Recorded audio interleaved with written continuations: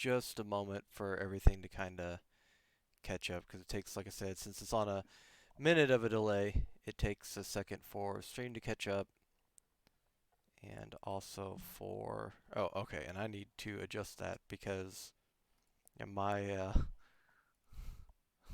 Should I just stare awkwardly at the audience? no, it's okay, it's okay, it's okay. My my the window in window was like covering like one side of your eyebrow, so you looked like the Yeah, Rock yeah. perpetually. Oh, Um, it's okay. my face is so big on your screen. I don't know what to say about that. Oh, it's okay. It's okay. It's better this way. Okay. Okay. um. So, uh, so professional interview, by the way. Um. I'll try to just pull back a little bit, maybe. No, it's okay. Um. Hey, what's going on Friday? Oh, Pog, you know Friday as well. Oh yeah, I love Friday. Friday's been in my chat a bunch, and they're just super awesome. They also stream, and I was watching their Amnesia: The Dark Descent stream a couple weeks back before they lost power because they live on the East Coast, so they were out of power for a minute there. Okay, awesome. Uh, cause I think am I in your Discord? I think I need to join your Discord. I think I need to do that at some point. Hang on. All right. In the meantime, I'm just gonna spam beard emotes. We'll just wait. Your emotes are awesome, by the way. Yep, Oh, there you go. thank you. Yeah, a wonderful artist by the name of Syl did those, who Amber Moon actually put me onto. Oh, really? I guess so. They were the Yeah, same one that did hers. yeah, exactly. Yeah, Okay. yeah. Um.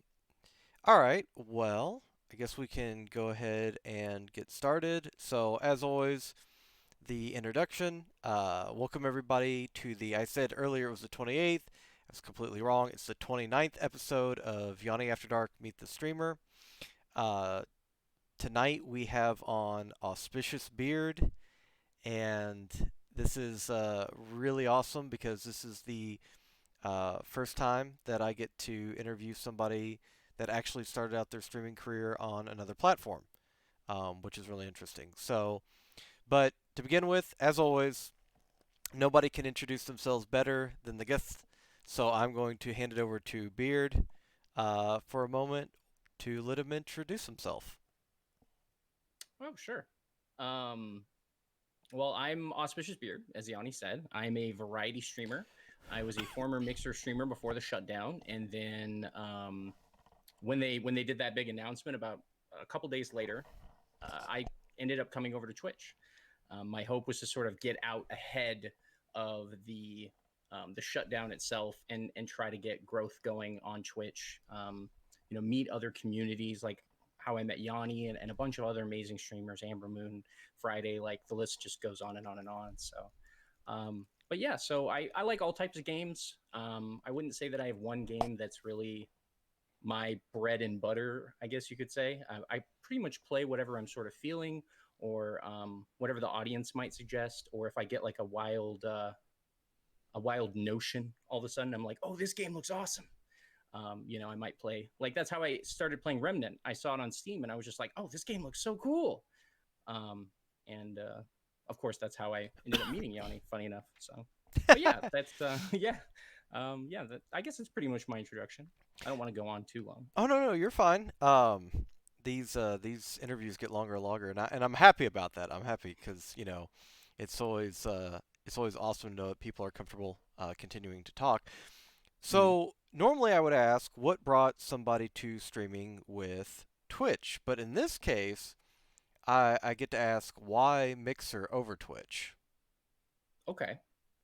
Um, do you want the long answer or the short answer or Uh, both? the long and short of it. Long, Uh, no, the long and short of it. no, Okay. no, the long answer. Okay. So the long answer isn't really that much longer than the short answer, but a little bit more detail to it. So what ended up happening was almost about a year ago now at this point. A good friend of mine and myself, who's also a streamer here on Twitch by the name of Spoonfunk, we were sitting down and we had this huge passion for tabletop RPGs. like D&D, Vampire the Masquerade, like all the list goes on and on and on. And we always thought it'd be really cool, because we've been playing for years, to do like a stream of it, or to record videos, or to do something like that, right? So we started this project basically, um, where we were going to end up pushing ourselves and sort of selecting a cast and doing all those sorts of things until we eventually got to a point where we wanted to go live. And so we ended up pushing it and pushing it and pushing it and pushing it, and eventually COVID happened. So it just never really got off the ground. Um, and so at that point, I'd spent so much time learning how to stream, learning all the like technical stuff, like figuring out how to use OBS and all these sorts of things, that both myself and Spoon basically said, well, why don't we just do our own streams? Why don't we just, I mean, we both love video games. Why don't we do that? So we both basically did. And myself, Spoon, and another streamer that we had met that was from Twitch and a longtime friend, by the name of McCarter, had suggested to us both that we should try out Mixer. And the reason is because it wasn't as heavily saturated as Twitch was. So even though it had smaller numbers in audience, it meant that any games that we played or anything like that, we would often be one of 10, 20, 30, rather than one of thousands of streamers playing, you know. And so the idea is that would mean that we can meet other communities easier and form relationships with them, and like do co-streams and things like that, because Mixer allowed you to actually do co-streams no matter what level you were, whether you were a brand new streamer or a partner or whatever the case may be. You could co-stream, you could form stream teams, things like that, right? Um, and so we just ended up doing that. And then months go by. I believe it was like 3 or 4 months. I want to say it was almost 4 months. Might have been a little less. The Mixer shutdown had been announced, and so that was basically what brought me over to Twitch and got me into streaming. And when I came to Twitch, the RPG stream had sort of been put on the back burner because of COVID and everything like that. And so I just really sort of focused in on my stream, and I was like, okay, well, I've got a new platform here. I've got a new fresh start. What do I want to do? Like, which direction do I want to go? And even though it was only a very limited time that I had streamed on Mixer, because I'd been learning about streaming for quite a while, I kind of said, I don't want to, I'm not really amazing at video games. I'm never going to be like one of those huge names like Shroud or something like that. Like, I'm definitely not that good at games. So what is it that I'm good at? And after time, I've sort of found this point where I feel like my audience is a sort of audience of, I'm going to enjoy playing video games, but I'm obviously pretty bad at them. But we're always going to like laugh and have a good time while we're doing that. I love satire, so I'm always making jokes. I'm always memeing with the audience. Anytime like a new meme comes up or something like that, I'll usually try to find a way to integrate it into my stream. And so my stream is more about the community and the interaction between myself and my audience. And as that audience grows, I'm meeting all these new, sort of awesome people while I tried random different games. Um, but yeah, that's sort of the story of where I was and kind of where I am now. I mean, I might have missed a few little points, but that's kind of the long version of it, really. No, no, no. I appreciate that. I appreciate more than anybody the long version of the answer. Um, Mm-hmm. so I want to ask though, what was kind of the thought process once Mixer was shutting down? Was it like, okay, well, we just go on to the next thing? I know a lot of people were disappointed when the Yep. platform shut down. Um, but what I want to know what your personal feelings were. Okay. Well, to be honest, it was.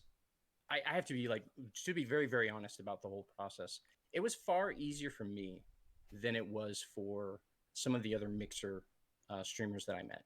And that was just because I had only been streaming on Mixer for such a short time that I was really only starting to get any sort of momentum and really learning the ropes and learning like scheduling and like all those sort of check marks that you want to hit for things that are going to help you grow your channel, help you grow as a brand, meeting other communities, all these sorts of things. So because I was so new, it didn't really affect me as much as it had affected some of the other people I ended up meeting.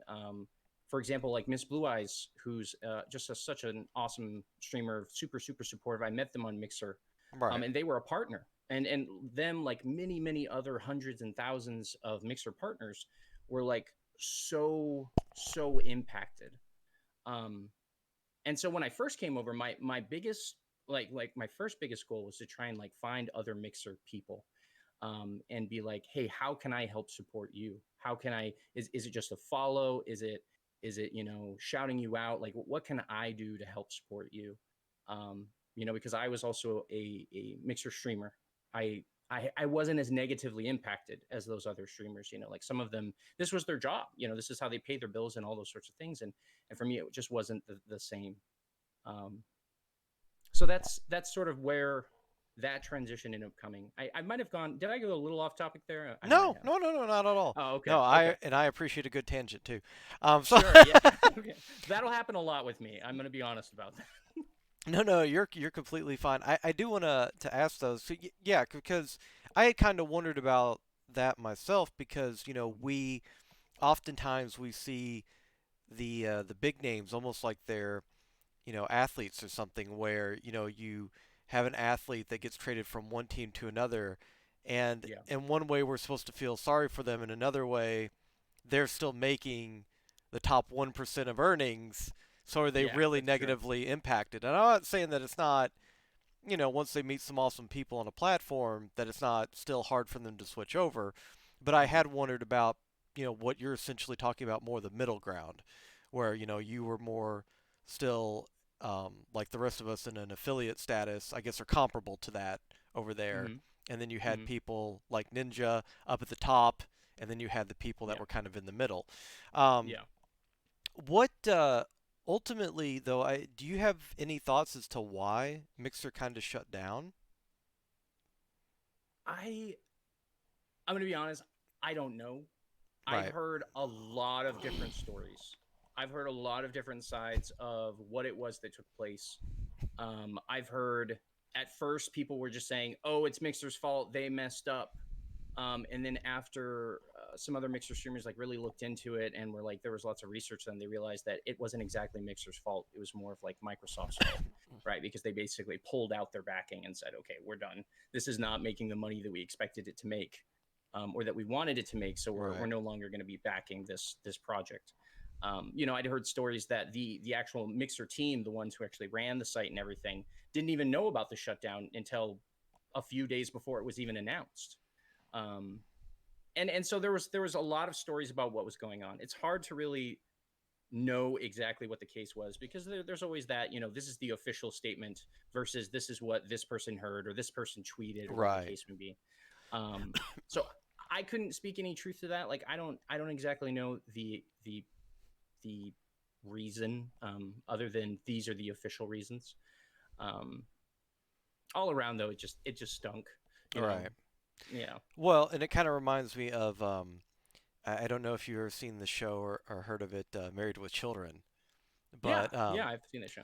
Ed O'Neill, who played Ted Bundy, Hmm. he tells this story where he was in a hotel, and it was during the off season of filming, and he was at a hotel, and he was sitting at the bar eating breakfast, and guy comes over and says, "Hey, sorry to hear about your show." And he goes, "What?" And the guy showed him the newspaper where Fox announced that the show had been canceled without telling anybody in the cast or in the production team or anything first. Like they just went, Holy moly! yeah. So that yeah, corporations are Yeah, that's one of the stories I'd heard. Basically, was something along those lines where it was just like Mixer was like, "Okay, we're doing great," and then all of a sudden they're like, "Oh yeah, your stuff is gonna be canceled. You got a month," and then they're like, "Wait, what?" oh So yeah, no, Barry, how dare you? um, that's yeah, Barry. That's not what you said when I was wearing the bunny suit. Anyways, Can I awkward. just? I know you're about to move on to the next question, but can I just comment here? Oh, I want to I I'll want to go for it. apologize to you, Yanni. I want to apologize. Oh, So I tried very very hard to get a onesie before this interview. I tried so hard. I even found the perfect one. So like on my stream, I do a lot of like Will Ferrell Anchorman jokes, and there's okay. apparently an Anchorman onesie, and I ordered it. It just didn't arrive when it was supposed to. So I would have had the whole suit and tie onesie thing going on, like. That's okay. We should have in somebody's Discord, we should have a onesie selfie. That would be great. Yeah, just That'd see be if great. people post that. And you can always, like I always say at the end of these, but I can say it now. These aren't a one and done, so ever come back in the future, you are more Hmm. than welcome to don the Anchorman onesie. What about I feel like it's Anchorman? required. I feel like it's required. And I also know Yeah. that some of the aesthetics and the setup that you have are of Anchorman. What in particular about Hmm. Anchorman do you enjoy so much? I love the first film. The second one Yeah. I didn't think was as good as the first, but Yeah. I love the first one. Yeah. Um, so it's not just Anchorman. Anchorman is just sort of resonates with me because it's I so to go into a little bit of information about myself, personal information, and I've shared it a little bit on my stream before, but I haven't gone into a whole lot of detail. Before I started streaming, and still currently, even though COVID and everything, I studied film. So Awesome. I studied like documentary film mostly is what my school was really focused on. I did a lot of I've done small little like commercial things. I've worked on several documentaries. I've worked on some like podcast going to vodcast sort of things and like project with my school and with small little groups around here in the area of the Pacific Northwest where I live. And so I have some experience, but not a whole lot. But for me, it was like before I decided I was going to stream, my goal was to try and get my foot in the door Hmm. to video work, right? So things like journalism, things like videography, things of that nature. These are all things that I sort of studied here and there during my time at university, um, including radio. So I have this like I have a love of radio, I have a love of journalism, I have a love of videography, and so the combination of Anchorman being both one of my favorite comedians since a young age, and being a story about a news team, sort of fit and hit all of the boxes at once. Because I was trying to think of like a theme. Like how Right. some people have like sort of a theme to their stream, even if they're not necessarily like a personality or a character. And so for me, it was like because I like joking around. I love old satire and things of that nature. I figured that the Anchorman theme would fit well with that, with this sort of like news team creating a show, but it was also funny and those sorts of things. So that's why Anchorman's specifically for the stream. And you talked about getting into film, and so you when you were um, going to school for that, you were on the production side of things. Is that Yes, what you were yes, working? Okay. yeah, How much of that do you think is helped to translate into streaming? a lot. It helps, and I'll say this. It helps a lot with all of the behind the scenes technical stuff, as well as the understanding of certain things, like when it comes to framing and correction of light and exposure and things of that nature. Like I understand the information enough to where I know like if I wanted to create a certain effect in a specific scene during my stream, I would go about it in this way, as well as knowing the sort of, in my opinion, the foundational knowledge that I feel like every streamer should learn. And they can get all that information, by the way. For any of you out there, they're like, how do I learn these things? YouTube, I will tell you this. I've spent nearly $70,000 learning all of this information over the last several years. And I can tell you right now, if I had known what I know now, YouTube has every single thing I've ever learned, and you can learn it for free. So I'm not saying don't go to school, because definitely learn, improve your mind, everything of that nature. But if you're specifically interested in learning things about film, learn from YouTube. You'll save a lot of money that way. It sounds like the Matt Damon line in Good Will Hunting. Mm-hmm. All that money you spent on education you could have got for what 99 cents on a library card or whatever, Yeah. or Yeah. 99 cents in late fees on a library card. Exactly. um, Exactly. well, that's so. Have you always been? Because I know that you also play percussion, correct? Mm-hmm. Mm-hmm. Have you always been more of extroverted, or more outgoing, or the reason I ask this is because it's always interesting to see what streaming has done for people that have been more introverted. But Mm-hmm. I'm always interested too if people were outgoing beforehand or more interested in things such as theater, Mm-hmm. being in a band, how that kind of translated to streaming as well. Yeah.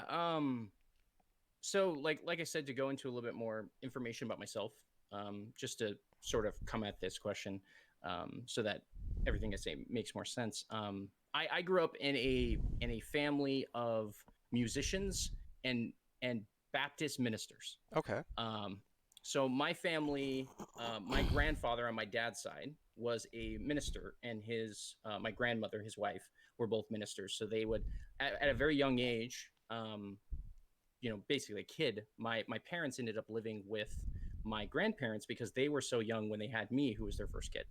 And so I grew up with my grandparents basically as additional parental figures, and making us go to church, 3 times a week, always on Sunday, always on Wednesday, always like a band practice. My dad was a percussionist since a young age, so he was always playing drums in the bands. My mother was a singer, so she was always singing. My grandmother played piano and sang at the same time. And so there was this expectation as a kid that we had to participate in music regarding the church. So I grew up like being forced to be in choirs, um, and do that. And that sort of translated when I ended up going to high school, and I ended up wanting to, rather than sing or do something like that, I wanted to play drums like my dad did. So I ended up uh, taking percussion classes and going into like orchestra and concert style percussion, like you would see for like a symphony or something like that. I also went in like really, really heavy into marching band. Like I could tell you some stories about how intense I was with marching band. Like people are like, "Oh, marching band nerd." No, I was the epitome of a marching band nerd. I'll tell you that. Um, and so like music has always been a part of my life, but it was like basically after high school, I just stopped playing. Mm. Um, and I ended up playing in college because like I ended up getting a scholarship to go to a college here in my state as long as I was willing to play percussion. And I went over there. I moved over there, and after a while, I was like too far away from my friends and my family, and I was just like, I can't do this. This is too Mm. much work I'm putting in, and I'm studying full time, and I'm doing all these things. So I ended up coming back home to stay with my family. So yeah, so basically, music has been a part of my life all these years and all these things. And so to answer the question of was I introverted or extroverted, I've always had massive social anxiety, like just Okay. massive. But because of being forced to perform in front of others or talk in front of others or perform music in front of others, I can understand in those moments where I can just sort of breathe through the pressure Hmm. and just perform. But the whole time in the back of my head, I'm like, oh my god, I'm just like freaking out. But like through time and practice and things of that nature, I've been able to sort of push my way through that. And that translated to stream because like I definitely had anxiety, like the idea of getting in front of a camera. Because originally when I was streaming, I didn't have a cam. But even the first idea of when people are like, well, if you're going to do games where people are going to react or you're going to react like jump scares, you're going to need a camera so that people can see your face. So Right. for me it was like that level of anxiety I had to get past, where I would be okay with people seeing my face and my weird facial things that I do and my reactions and all that sort of stuff. So it's there, like So I have several follow-ups to that. First, sure. you can't leave us with the I have stories of marching band, because now I'm thinking, well, first of all, It's that not reminds that me, story. yeah, It's not that story. it Let's reminds be me of precise on that a one.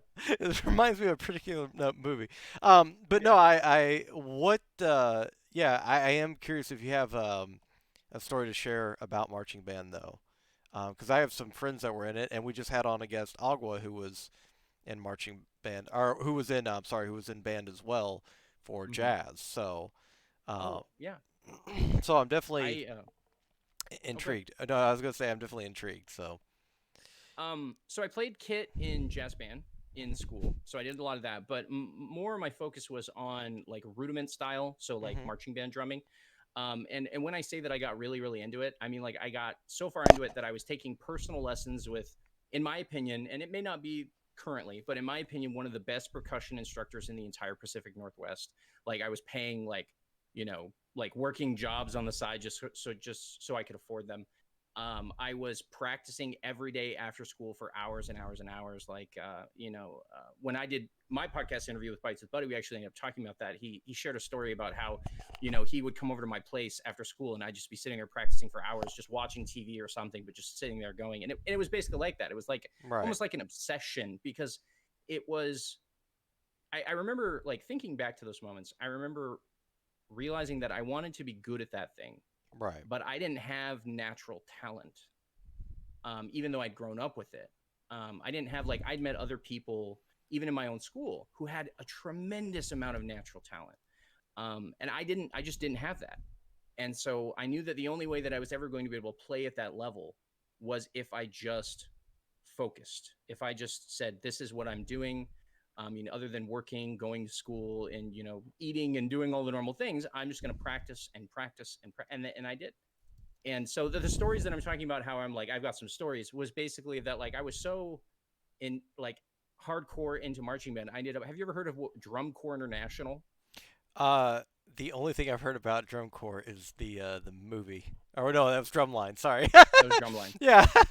So imagine Drum Corps International is basically like you can do it from the time I think you're like 16 to 21 or something like that, and it's Mhm. basically think of like the professional quote unquote a marching band circuit in which there are groups that are like actual for-profit organizations and almost in a sense of like teams from different areas of the United States, and they meet up once a year and do this well, they do several tournament series, but then they have the Mhm. big like world championships, and it's like the most intense marching band you'll ever see. Like you've probably seen marching bands on fields and they slowly move around, but like if you ever want to see some very very very like just top tier, and you'll be watching, you'll be like, holy moly, this is like watching like Blast, this is like watching Stomp, this is like watching one of those like stage shows. Check out like the Blue Devils in what was the years like 2005 2006. I can't remember the name of the exact show they did, but like watching that, your mind is just blown. You're like, the drumming is phenomenal, the choreography is phenomenal, the music is phenomenal. It was just crazy. So I wanted to be a part of that, and ended up auditioning for a few different places. I will say though that though I auditioned and participated in several of their practices and audition rounds and things like that, I was never able to actually go through the whole thing and actually be part of a team because I Mhm. just couldn't afford it. Um, it was very very expensive, and I didn't know that at the time, and they didn't really offer scholarships or anything. So, but that was something that I practiced really really hard to be able to go and do. I just couldn't afford it at the time, being a high school kid and all that. So, Now, one of the things that I really like that you're with all these stories that mhm. you're getting at is that you're very, very driven. Sure. Especially when you really want to do something. So with streaming and all that stuff, what was it that was the initial drive? Do you think to go about doing this? It's not necessarily that it's a performance. Hmm. I think streaming is much more real, much more Sure. visceral and and Yeah. Yeah. without a lot of the real world TV. I'm making all these boomer references. Yeah. Uh, hit me with a drum roll. But what was it? Do you think that? I mean, how is that drive kind of translated through streaming? Like, have you put forth certain goals where you're like, I'm going to meet these goals by such and such time, or is it more? Are you more relaxed when it comes to schedules, when it comes to certain types of path towards partner that you're trying to hit? Um, how do you approach it in terms of that drive that you have? Um. So, oh, that's a really good question. Um. So, as I had mentioned, I had been learning about streaming, and the thing I forgot to mention was that I had tried streaming years and years ago, but it Hmm. was like a day of streaming or like a couple days of streaming. Those little Hmm. things where people are like, I want to stream, and then they never do. And then maybe they stream a couple times. So I don't consider that streaming because streaming is like having a schedule and doing all of these things. Um, and so I think that's really what that drive was about when I started on Mixer. Was I didn't really know where I wanted to go.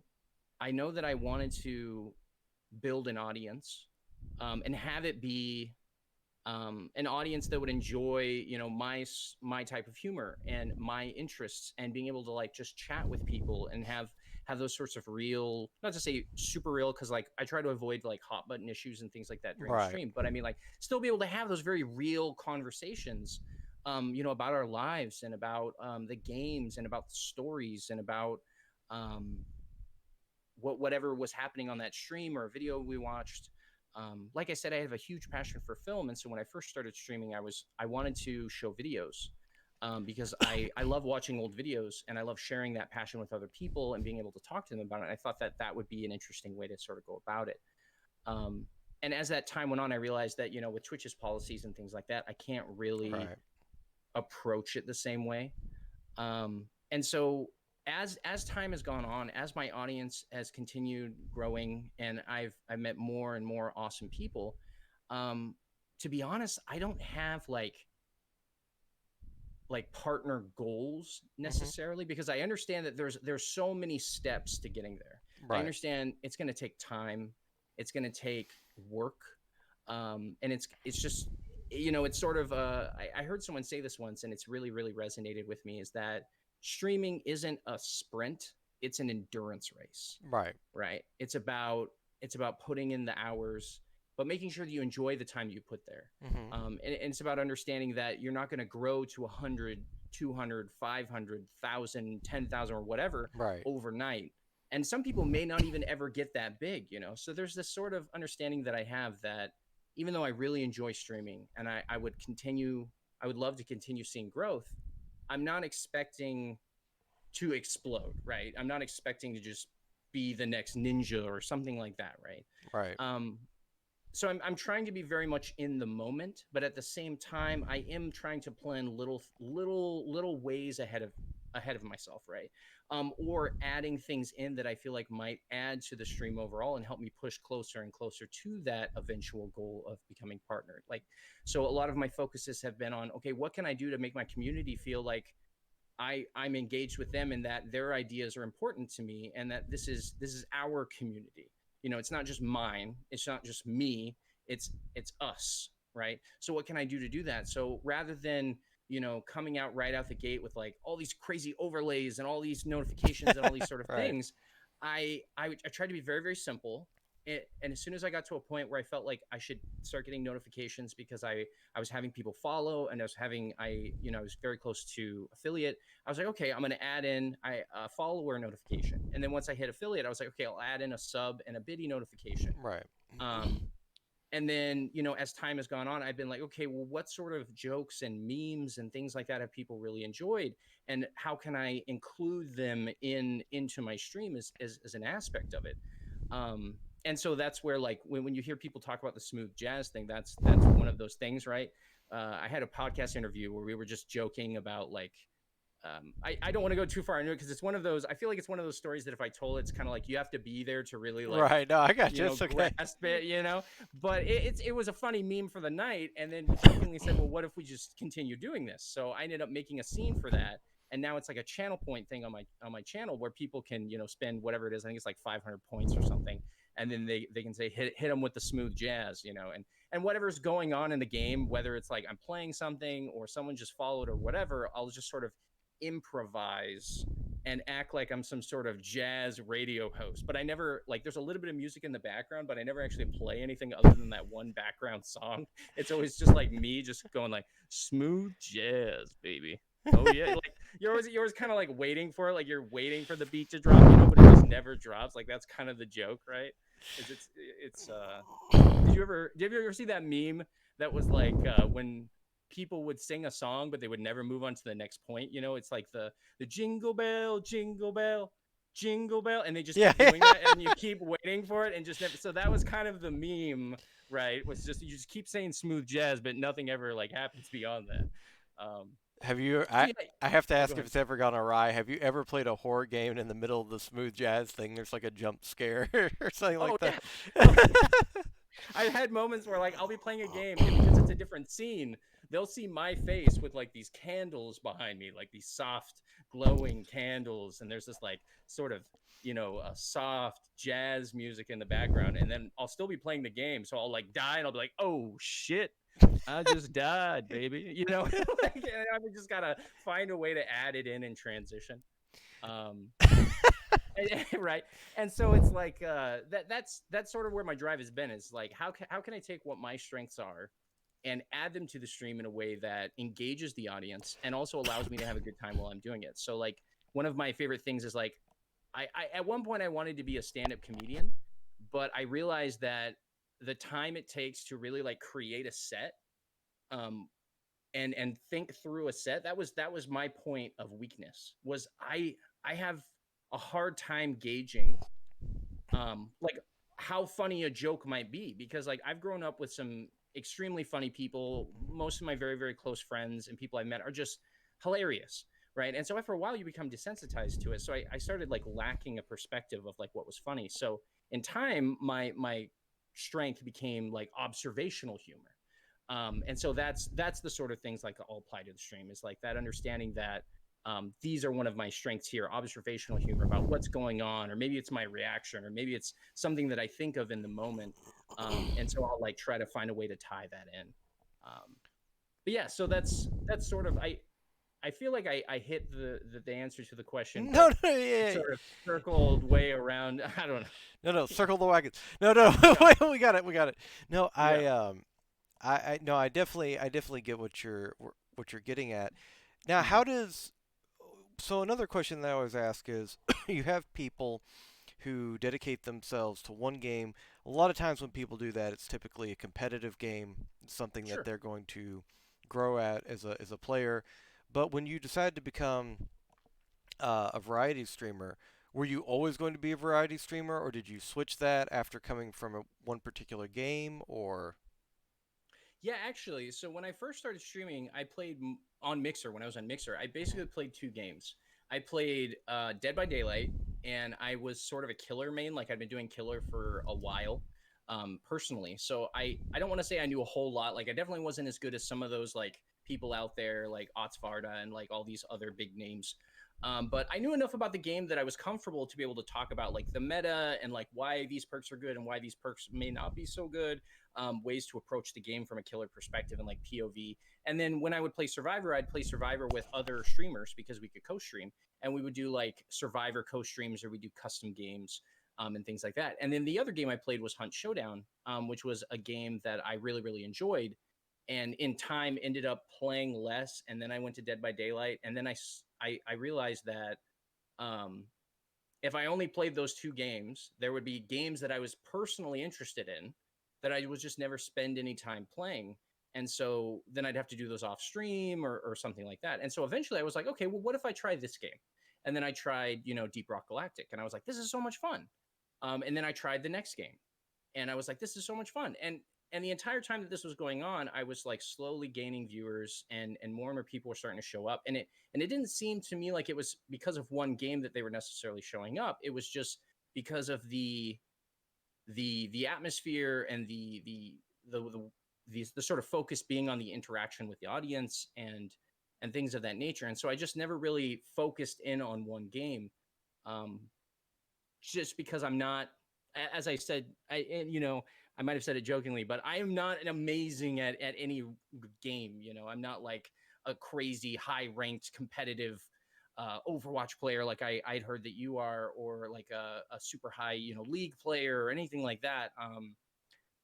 And so I just played what sounded fun, and what I felt like might be interesting, or what, like, lately especially I've been focusing on like what are games that are great for my community, what are games that I enjoy playing at the same time, um, and what are games that viewers would like to see me play.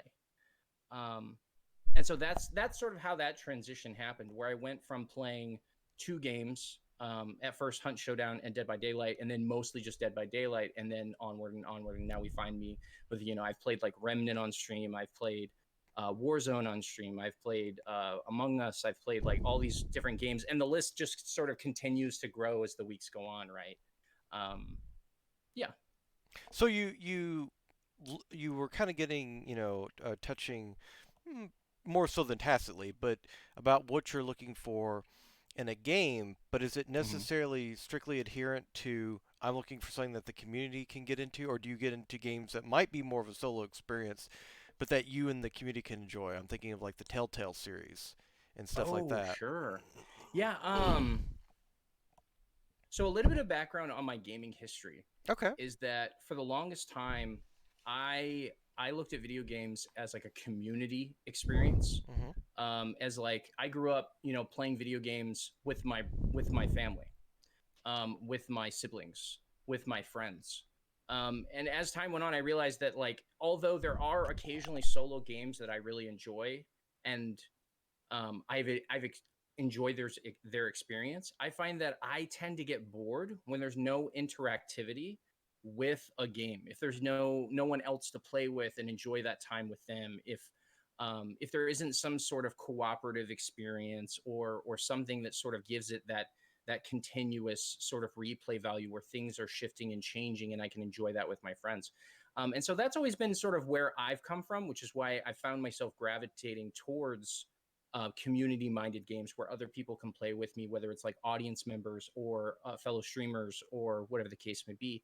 But that doesn't mean that there aren't solo player games that I will sit down and play to experience, especially in the case of stories. Like, I love stories, I love storytelling, I love experiencing stories. And so I'll always sit down and experience the story at least once. And although I may not ever pick up that game again, I'll still have really, really enjoyed that experience of going through that story. The hooks and the twists and all those sorts of things. But at the end of the day, the thing that's going to keep me playing a game is being able to like enjoy and play that game with my friends, um, or other streamers or my audience. Um, so yeah, What, just out of curiosity, what was the first game that you really got into? Super Mario. Okay. Um, and was that something that you were introduced to by family member, friend, or Mhm. was it something that you picked up on your own? It was I remember being very young, and it was like a Christmas present to me and my siblings. And we sat down, we plugged it in, or our parents plugged it in, and then we just sat down, and that is all we did for the rest of the day. And we would, as soon as one of us would die, the rule was when you died, you had to You all pass the right? remote. Right. Yep. Yeah. So like, we would do that. And so like even to this day, I mean, we haven't done it as much lately, but for a very long time, because as I expressed, my family was, Baptist. And so like as I've grown older, I've become more progressive. Mhm. And so I don't share necessarily some of the same political perspectives as my family. And so my family and I are very aware of that. And we're very accepting of each other's beliefs and perspectives and things of that nature. But we've always had video games, like even to the point where I remember there being a specific Thanksgiving where everybody was sort of in a weird place and there was some weird political stuff going on. And then at one point, I remember like my sister being like, hey, let's just stop talking about this. Let's go play some Crash Bandicoot.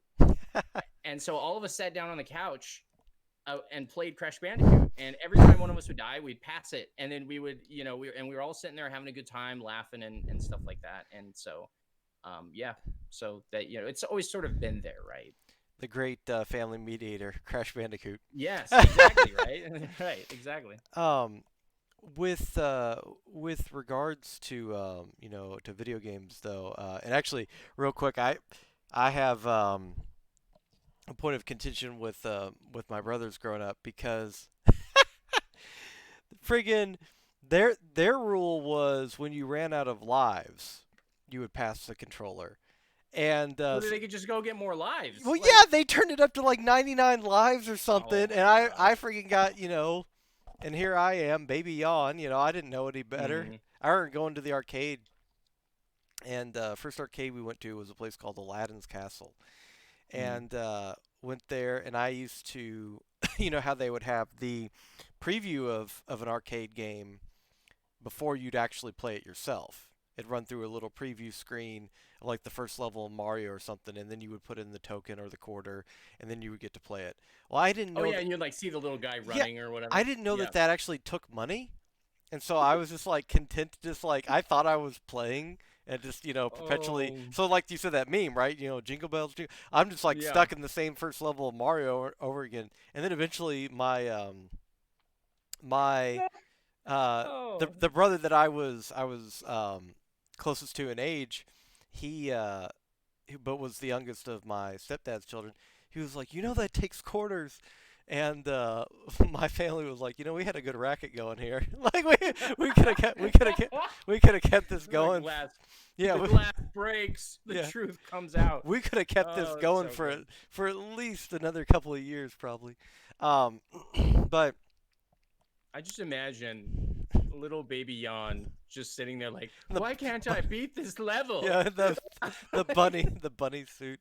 Yeah, yeah. Um, I yeah I don't know. The funny thing is, shortly thereafter, after I discovered commercialism in video games, was some like I you know what I mean. Being a kid, as far as perspective of age, I mean he might have been like 17 or 18, but I just know that he was way way way older. He comes in and he starts playing Tekken, Hmm. and he literally pulls out a paper clip and he puts it in the slot for the tokens because there used to be, it wasn't something where you'd put in a dollar bill and it would scan it or anything like that at a cash machine or something. No, it was literally just a weighted trigger that when Hmm. you put the token in, it would pass by and it would just click on for another life.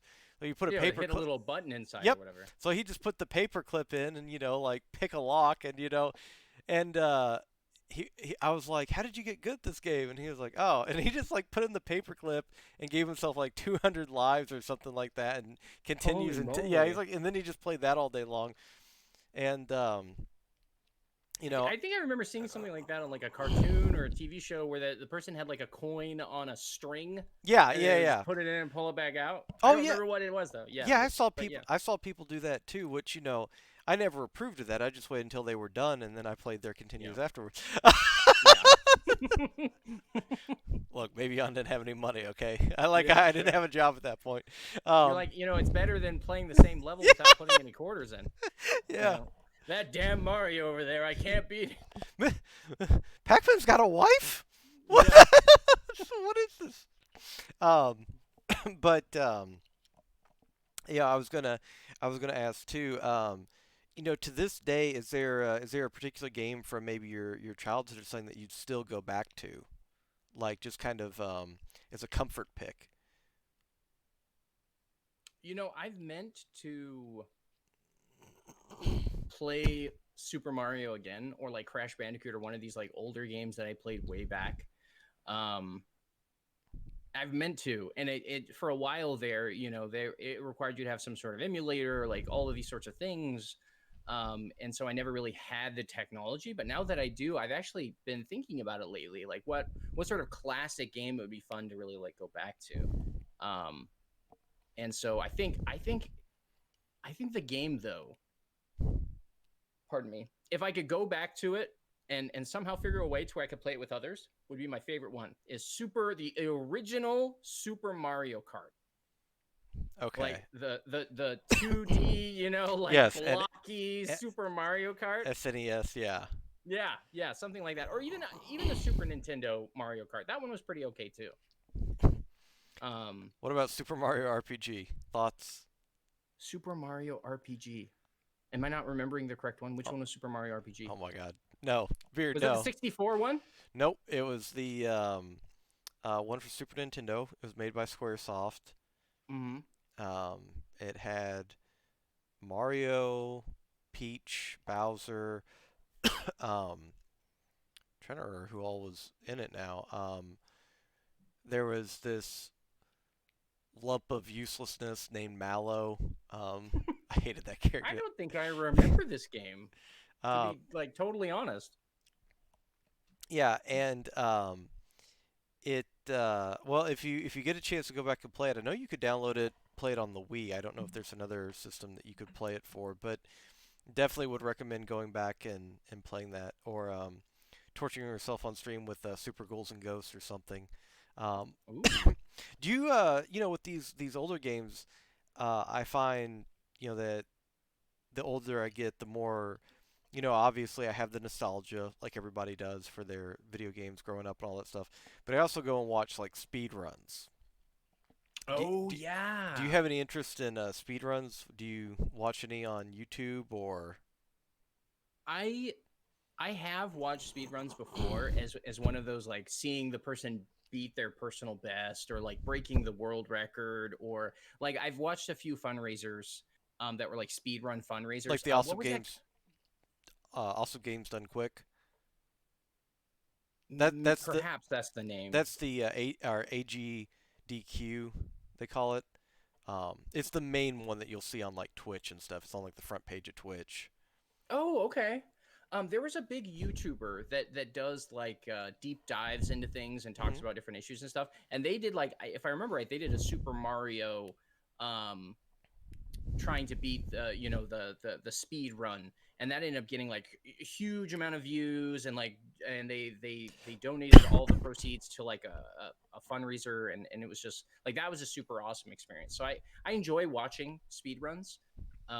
I wouldn't say that I'm like so into it that I'm like watching it every day or something like that, but it's one of those things, like when I hear like, oh, this person beat the personal best, like I'll check it out and watch it, be like, oh my gosh, it's so cool.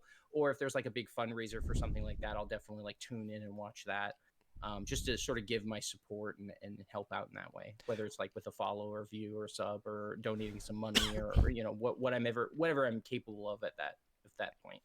I always think it's awesome to see these um, very difficult games just completely broken down. And, Mm-hmm. where someone's like, so it turns out that you have an iframe when you turn on the menu. And it's just them like spamming the menu all the way through the game or something like that. And you can just, Yeah. just see the developers like one of the new Double Dragon games came out. They had the developer on, or one of the lead game developers, and the guy who was speedrunning it, I forget exactly what he said or how he did it. He's like, yeah, and when you do this, it completely breaks the game. And the game developer was just like, that's not supposed to happen. Just this, poor man, his whole career, Oh, jeez. which I always like to tell people. I always like to point people to the Skyrim speedruns because it's one of the funniest damn things I've ever seen in my life.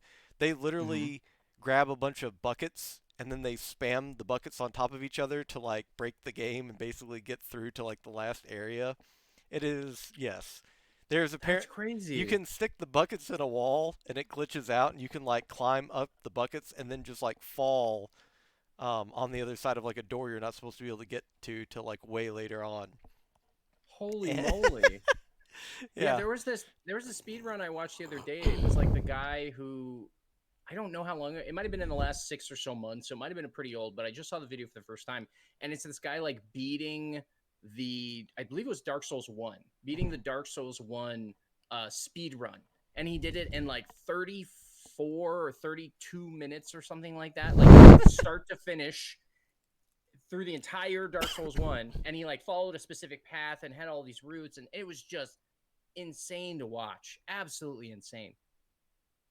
Yeah, I've always loved them because, like I said, I think it's in particular with the more difficult games, but it's even with games that I just I really loved and grew up with, even like the Silent Hill series, which they're not necessarily difficult games, but just watching people kind of like I said masterfully break down and how to strategize, especially if you ever had any part you got stuck on or something like that, and then Yeah. somebody just shows you.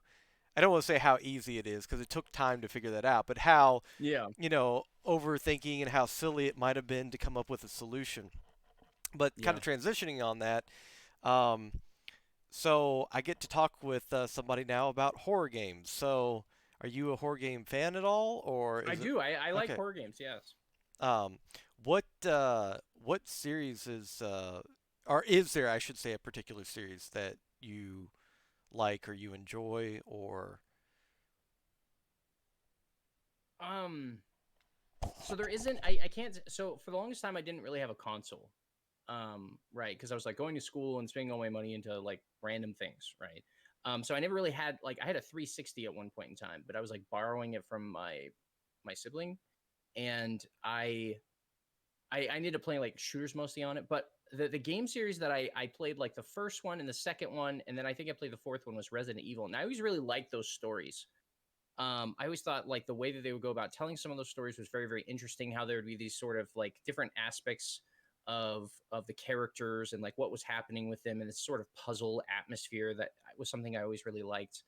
There are specific horror games and in the genre that may not be so focused on story that I really enjoyed as well. Like I really liked Left 4 Dead series because it had that perfect mixture of I love zombies and I love zombie stories. I love The Walking Dead. I love things like that. And so I liked the cooperative nature of Left 4 Dead, being able to like crew up with your friends and maybe you'll survive all together, and maybe they'll shut the door in your face, or maybe you get overwhelmed by zombies. So that was like a game I really enjoyed, and Left 4 Dead 2, obviously. Um, there's also some, like Amnesia Dark Descent was a really cool game to watch, and I ended up like playing it a little bit. Um, so there are aspects of horror games that I've tried here and there, that I've played this game or that game. It's hard to say that like one series to me is like the pinnacle, like this is the best. Um, I will say the Walking Dead Telltale series though, I really liked. I played through the first one, and I'm really really interested in actually playing through the rest of them. My plan was to actually like do that on my stream, was to do the first one and then go through and do the story, and actually do the parts I haven't done yet, so I can see what that story's like. Um, so yeah, that's kind of where I'm at when it comes to horror games. Other than like, hey, check out this game. Like GTFO looks really cool and really creepy. Like, yeah. Yeah, actually, one of the people I met through another group of streamers, he's actually doing a speed run of GTFO, and Whoa. which I'm very curious. He's got a group that he does the game with. Because if Oh, you've okay. ever played it, I've seen people solo it, but it's very difficult to solo. Yeah. Um, but I want to ask, are you into horror films at all, or horror TV shows, or I just didn't know if that genre had a particular interest for you, or if it was just more towards like the video game aspect of things. No, I love horror stories as well. My family, growing up, I watched a lot of horror movies, Okay. even though I was probably too young to have watched them, and so I had terrible nightmares. But um, I love horror as a genre because I feel like the horror genre has told such excellent stories, and since sort of the beginning of the genre, really, there's been a lot of sort of aspects of film and filmmaking that have been pushed forward through the horror genre, which eventually became adapted by this place or that place, and it ended up adding to film overall. And I also like the storytelling aspect, or um, how stories are crafted. Like a lot of times people say that like the horror genre is such a pure genre because of the way that they tell stories. Like it's, even though it's so formulaic, it at the same point is can be well done if done correctly. You know what I mean? And it's still an experience that you can have where it raises the hair on the back of your neck, and you're there, immersed, experiencing that story, and that's something I do really enjoy. um and then sometimes I just like watching shows, and the horror aspect of them is sort of just the background. Like with The Walking Dead, like I ended up watching through the whole series at one point, um last year or something like that. And eventually the horror aspect becomes less about the horror of the zombies and more about the Right. horror of the actual world and the experience of living in this place and having to make these decisions, right? um but that's something I enjoy too, right? Is there a recent one that you've played that you would recommend people check out? A recent horror game? Hmm. Oh, um I'm just gonna go with the one that I saw Friday playing that I ended up trying myself, was Amnesia Dark Descent. And I'm gonna Okay. say this because that game is super creepy. It can be super creepy. And it's one of those games where like you feel powerless, but at the same time, you get a sense of accomplishment when you do something right. Right? There's this monster that haunts you and hunts you. And there are points in the game where, unlike with some other horror games, where you're like, okay, now I fight the bad guy, there are points where you literally have to run, and you have to solve puzzles, and you have to do things like that until you can eventually actually find a way to overcome that foe, right? So it feels more immersive because you're like, how do I defeat this undefeatable monster? What do I do? And so for anybody that enjoys that sort of experience, I would say check it out, especially because for me, as I had said, I enjoy tabletop RPGs. And so for me, I'd played the Amnesia tabletop RPG some years ago. So I'd always been very interested in Really? that world. Yeah, yeah. Okay. Um, I did not know that. yeah, I have got to check that out now. That's awesome. yeah, yeah. Um, yeah, and I would agree. I think that Amnesia, Dark Descent, I I liked A Machine for Pigs, I haven't and played that one. it's good. I think a lot of people off the high that was Amnesia: Dark Descent. It's one of those things where it unfortunately fell flat just because it was never going to live up to the original, with how Hmm. awesome it was. Same company went Gotcha. on to do Soma, which Oh, I heard of Soma, and I ended up like I think I played the demo or something like that. and yeah, and one of my uh, streamer friends as well, Cosmic, he has the or holds the world record for the speed run for Soma. Uh, Really? yeah, so it's really kind of a really well done, uh, sorry, the game company itself does a really awesome job. What I like about horror games, and this is what you were touching upon, is the story. I Hmm. always love the stories in really well done horror films, horror games, TV shows, because, and I've tried to articulate this before on stream. It's not about the jump scare or the terror or being afraid and checking your you know closet door at night or something like Hmm. that. It's about the fact that with all well developed, well thought out horror storylines, there is more symbolism than there Hmm. is anything else. What a monster represents, what an event or a particular uh, series or cycle of happenings, if you will, but not the happening. That movie was terrible. Um, Yeah, yeah, yeah. That's true. yeah, I mean, you are right. It's like they're stories of humans, right? right. They're the sort of human experience. Even if it's set in this sort of way where it's like something primordial that we fear, it's still a human experience. It's like this is even if you may not ever see that monster in your life because it doesn't exist. It's still that fear and that notion and that nightmare. Yeah, I totally know what you mean there. Yeah, and I would be very elated for you to play it, Amnesia. Not just I yeah, the jump scares are cool, but more Mm. so I would be interested in because obviously I'm not going to give spoilers. I'd be interested in your thoughts on the story because the story is awesome. The story is Yeah. really well done, and especially it's probably one of the best Lovecraftian homages to Lovecraftian horror that Hmm. there is out there. Yeah. Um, have you played Visage? I don't know. I don't think I have. Okay, I would definitely recommend checking that out, and I'd be curious what your thoughts are on that. Hmm. And then of course the other go Should I to be writing these things down? I know I could send them to you on Discord. Oh, Um, okay, cool, cool. and then like I told Jay earlier, there will be a pop quiz tomorrow. His is over Macbeth. Yours will be over horror games. You got the better end of the deal. It Um, seems like it, yes. but another one I would recommend checking out if you haven't, of course, is the one you've probably seen all over different streams. Outlast. Um, Outlast, yes. yeah. That's one that a lot of streamers go to. I think there's a little bit oversaturation, but if you've never seen it played before, you could definitely enjoy the experience. So Hmm. that's just my personal opinion. And then my favorite series of all time, since you were giving your favorites, Silent Oh Hill. yeah. Oh, Silent Hill. I totally missed that one, but I'm with you on that. Yeah. Yeah, I think Silent Hill is probably my favorite. It's actually probably one of my favorite series of all time, especially Silent Hill 2. It might be a cliche answer, but Silent Hill 2 is probably one of the best horror games, if not the best horror game of all time.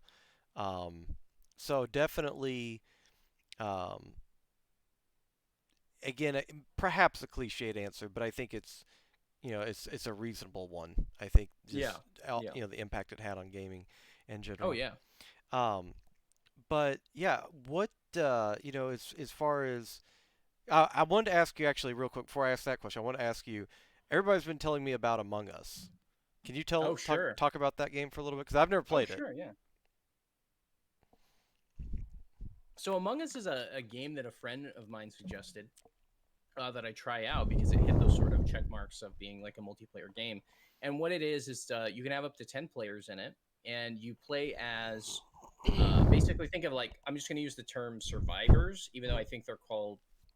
I actually don't know what they're supposed to be called, but they're survivors, right? And so you're on a ship in space, and then you can choose the number of infected you want to have. And infected are basically they were survivors who have become infected with some sort of something, whether it's like they're aliens or it's like a bacteria or they themselves are zombies or. And what it does is the infected have goals and the survivors have goals. Survivors' goal is to survive and not get killed, and to complete tasks around the spaceship, fixing the spaceship. And there's a bar that fills up, right? Once the bar is completely full, if the survivors have made it to that point, then the survivors win. And the infected are trying to kill the survivors without being caught and or sabotage the ship in such a way that the survivors can't fix it and end up dying, right?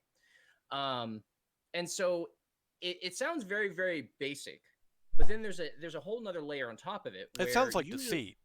it is like Deceit. It's Okay. exactly like Deceit, except the difference is it's a much smaller game file. It has a mobile app.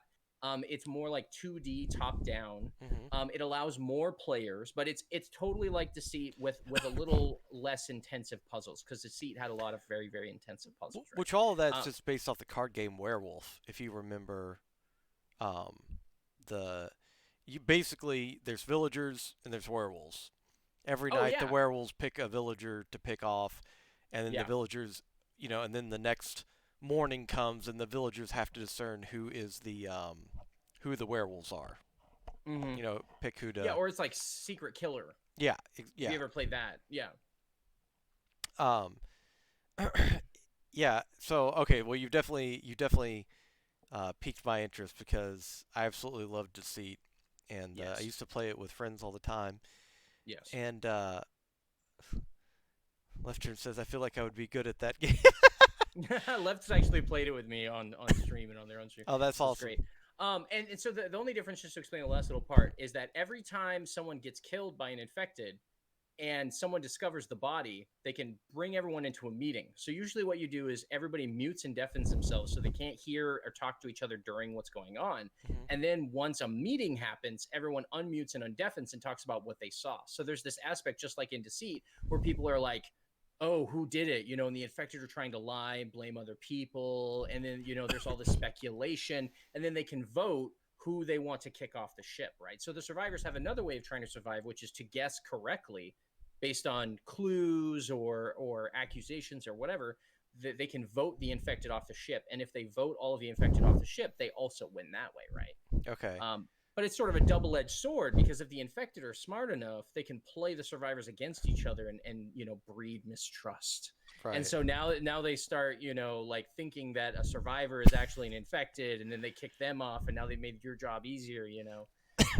So yeah, it's just like Deceit in that way. Just more players and a little bit easier game to run for people with not as good of computers or whatever. I Right? love the fact that turn goes wild accusation time. Yes, that's kind of a thing. Like, so when we play it, usually when no one has any idea or we have no information to share, usually what I'll say or someone else will say is I'll be like, okay, it's time for the wild accusation, and then I just make something up based on some observation. I'm like, I don't think that this character. I think this character is the infected because look at the hat that they're wearing. Obviously, a killer would wear that hat, or like look at that person's name. Obviously, they're the infected. It's just sort of a wild, like just a shot in the dark, hoping for the best sort of a thing. Yeah, I'm thinking of some type of mystery theater, wild Mm-hmm. mystery theater where somebody's going, yes, Tim likes sandwiches. The killer likes sandwiches. Like we don't know what the Yeah, killer eats. Yeah, but do we? but do we? Yeah, exactly. Smooth jazz time. Um, just as they get shipped out the airlock. Exactly. I don't know how you Yeah. vote people off the ship. I'm assuming they get thrown out of an airlock. Um, They do. They do in oh, fact. They get okay. chased or thrown into lava. They do in fact. And then you basically just click on them and vote who your vote is for, and everybody gets to vote. So that, it's perfect. all right, that is awesome. Is it on Steam? Yes, it is. Yeah. Okay, I'm definitely gonna have And I to. think it's like $5. It's super cheap. And it's gotten a lot of hype, by the way, recently. They're like, the sort of big streamers. Right. They'll occasionally play community games, and one of the recent community games they had played was Among Us, which is why it's gotten so much hype, right? Because like when I would play it several weeks ago, I was usually the person with the most viewers playing it, and there was not that many other channels playing it. And then once that community game hit, everybody was like, "This game is awesome," And now you have tons of people playing Among Us, and it's super awesome, right? So you can always find like games with other people if you're a person that just wants to play and maybe not interested in streaming it or whatever. But yeah, it's a fun game, Yeah, I've definitely. had, like I said, I've had several people message me about that. And the other game that they messaged me about too was Hunt, because Hunt Showdown, they sure. said that there's similarities between Remnant. Do you still play Hunt? I haven't played Hunt on stream since I basically came over to Twitch. To be honest, I think I Okay. played it. I think I played it one night on my own stream, and I've gone on friends of mine streams, and I've played it with them. But I haven't played Hunt as much, just because personally, it's one of those things where it's like as I've been building my audience, I've been trying to, rather than focusing in on a game, which will happen with a shooter, where it's like you get so focused you're not really paying attention, as sometimes happens.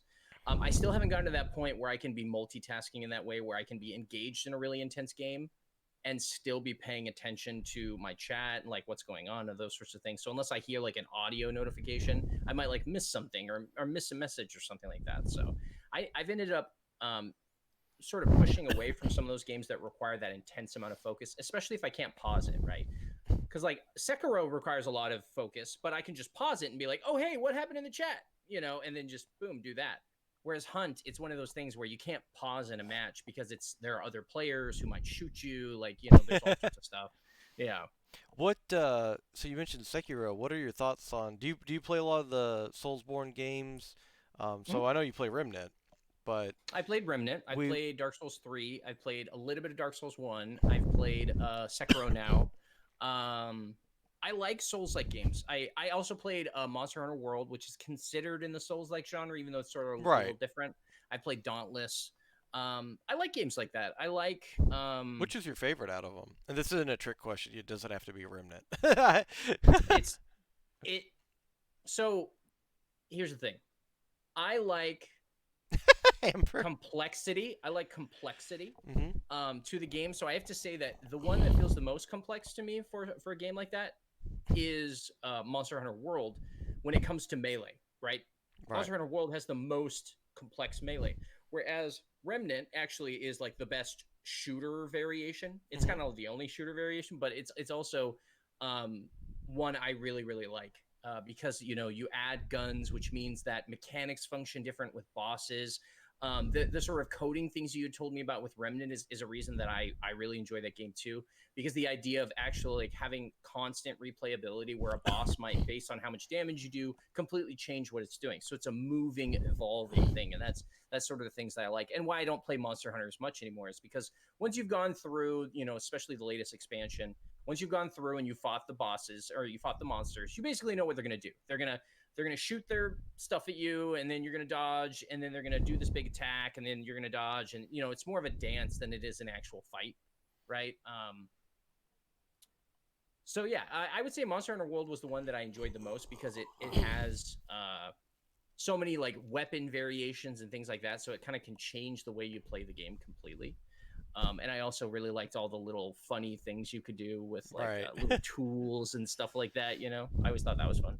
I think Monster Hunter 2 probably had some of the highest production value as well. Oh, sure, Um, sure. maybe only matched by honestly Sekiro. Like I wouldn't even say the Dark Souls series. I mean, those were still kind of more indie developer. I know Hmm. that FromSoft was guarding themselves a much bigger name at that point by the time you get to Dark Souls 2 and 3 and all that, but and Bloodborne. But I would still say that there was a lot more production value going into Monster Hunter at the time. Are you gonna play Hmm. the Remnant DLC with Oh, for us? sure. Okay. For sure. I've actually been thinking about like when do I want to start playing Remnant more and like and what days, right? Because I've started like in my stream, I've started setting days aside as like specific things, right? Okay, Like cool. My Wednesday is like originally it was my video night where we would like watch old videos that are like super old in public domain. And then after doing a bunch of research, I was like, hey, let's try something else. So now we'll watch YouTube videos or like watch funny memes or I'll show clips, right? And then talk about, because I have studied film, I'll talk about different aspects of the film or something like that. So it's all considered educational and critique. And that's sort of like down the rabbit hole, I think is what I call it, where we just disappear into a YouTube thing and end up having some laughs and talking about some interesting stuff. Uh, Um, down the rabbit hole. but yeah, exactly, See? exactly, right? Yeah, yeah. Yeah. And then Thursday nights is going to be like a podcast night. I'm eventually going to get back there. I've been putting a lot of work Oh, into awesome. my Friday night TTRPG stream. So I haven't been able to do my podcast sort of thing lately. But I will be returning to it once the amount of workload I have for the tabletop RPG stream has sort of normalized to where I'm not still doing all the original work that I need to do to really get us to that place where we're just creating content and just pushing that content out, right? So yeah. Um, I, So like Tuesday, I probably play Remnant like this next, or not this next Tuesday, but basically the next time I can stream for a full week, I'll probably put an entire day into playing Remnant and definitely play on the night of the DLC, so I can check out all the new stuff. okay. So your variety changes. Um, no, I don't want to say necessarily weekly, but you do have variety within the days of different days of the week that you stream. Not just Yeah. I'm going to play this game, beat it, switch to another game, beat it, Mm-hmm. switch to another. Okay. Mm-hmm. I do like that format. And I want to address something real quick in the chat. Oh, sure. Turn. I was having. If you're talking about the freezing issue, I was having trouble, and then earlier. I did what Mario said. I turned it to offline mode, and I didn't have any trouble for several hours. But I was having the Oh, same trouble you were, where about an hour in, it would always lock up on me. But after I did that, I can't promise you it won't still lock up, but it seemed to go a lot longer. So I would try that, where it's, in your select screen for your character, turn it into offline mode instead of public or friends only or whatever. Yeah, turn it to offline. You don't have to turn Steam offline, just turn it to offline in Remnant. Give that a shot. They're still working it on. just means you can't play cooperatively, so you can't play with your friends. But Yeah, yeah, pretty at least you much. get to still play the game though. Yeah. Which is kind of cool. Well, and they're working on a hot fix. The developers are really awesome about Oh yeah. communicating with people. Um, and I don't know if you saw, it was brought to my attention. I didn't know it. I was unfortunately not able to make it to the reveal, but Amber is going to have an item dedicated to her in the Yes. DLC. So that's super The awesome. Amber Moonstone. That is awesome. Yeah. Um, and I don't know if Mario's going to get his ring because he beat it on Hardcore Apocalypse first run. So I don't know if he's going to get. Let's see. Hey, much love for you too, Friday. You have a good one, all right, buddy? Take it easy.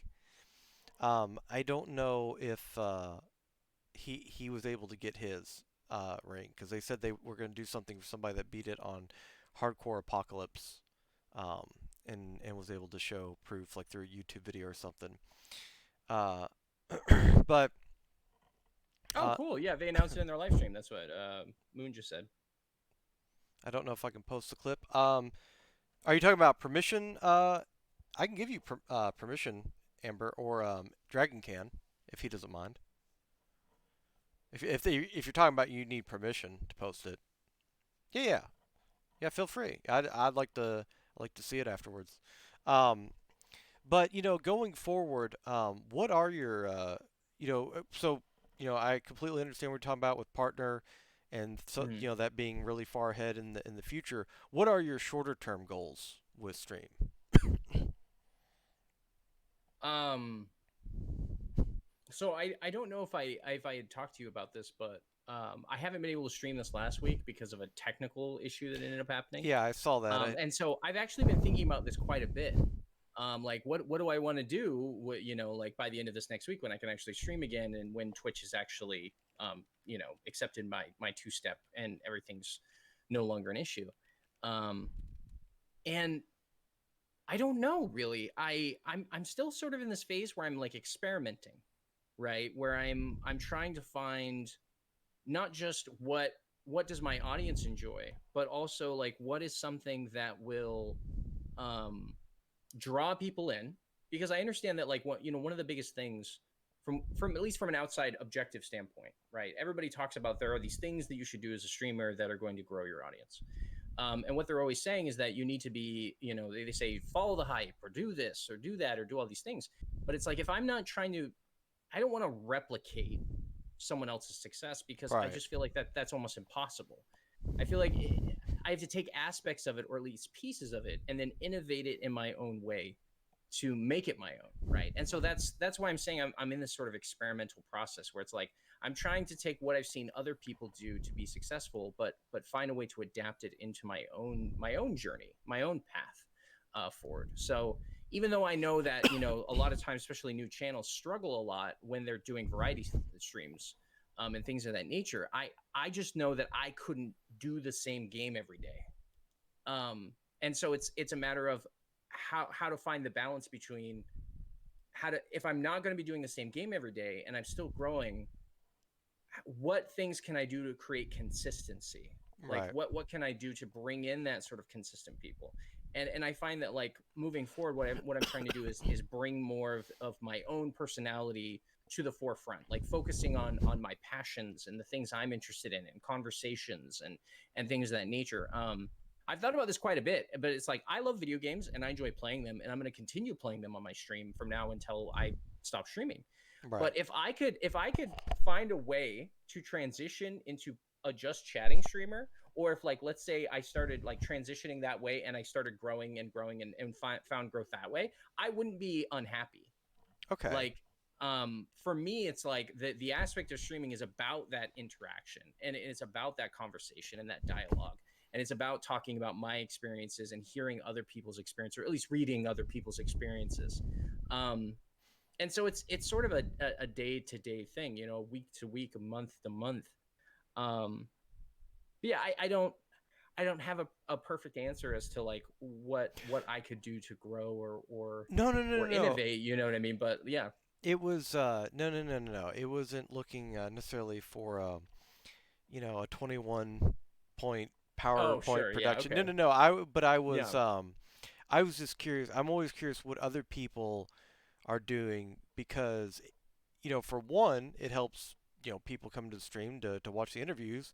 And also, two, I mean, I don't have any of this figured out. I'm, you know, giving Yeah. it a shot myself. So I love Mm-hmm. to see what are other people are thinking about. But I love that just like everybody else that I've interviewed, and I love the fact that this is the one consistent, one commonality with everybody. It seems to be is that it's community focus. Mm-hmm. I don't think I've interviewed one single person that hasn't said that the community is the focus. And I know that to some people, they might say, well, that seems obvious. It seems rhetorical. But I think that there's a lot of people um, that their um, their viewpoint is all the investment, and I'm not talking about financial. I'm talking about time, energy goes into themselves Mm-hmm. as the streamer, and then they Mm-hmm. hope people come in. And then they Yeah. hope people stay. Yeah. and I see it a much different way, but I think our viewpoints align on that, as Mm-hmm. well as with the other people that I've had the pleasure of interviewing. Mm-hmm. Um, and kind of since we were getting onto the topic, what advice would you give people that were new to streaming or were thinking of giving it a go? um well, I'm not gonna, as I like to say, I'm not gonna like speak from experience here, because Right. it's like I have a very limited experience.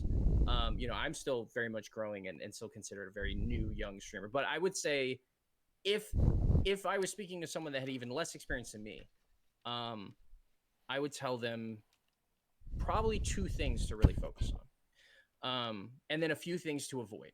It just in my opinion. Keep in mind, this is all through my own lens, my own biases, my own perspectives. Having worked in video and film, I would tell you don't get stuck in the trappings of thinking that you need beautiful, perfect overlays. Don't think that you need a million things flashing on your screen. That's just noise. Absolutely just noise. Right. What you want is you want something. that engages the viewer and makes them feel special, makes them feel like they're a part of your community. So even if you have zero banners on your screen, even if you have zero overlays, as long as you do something to engage them and to thank them, you're filling the same purpose as having all those, you see the Streamlabs OBS overlays where it's like a million flashing lights and it's the Las Right. Vegas Strip, and it's there and it's in your face. You don't need that.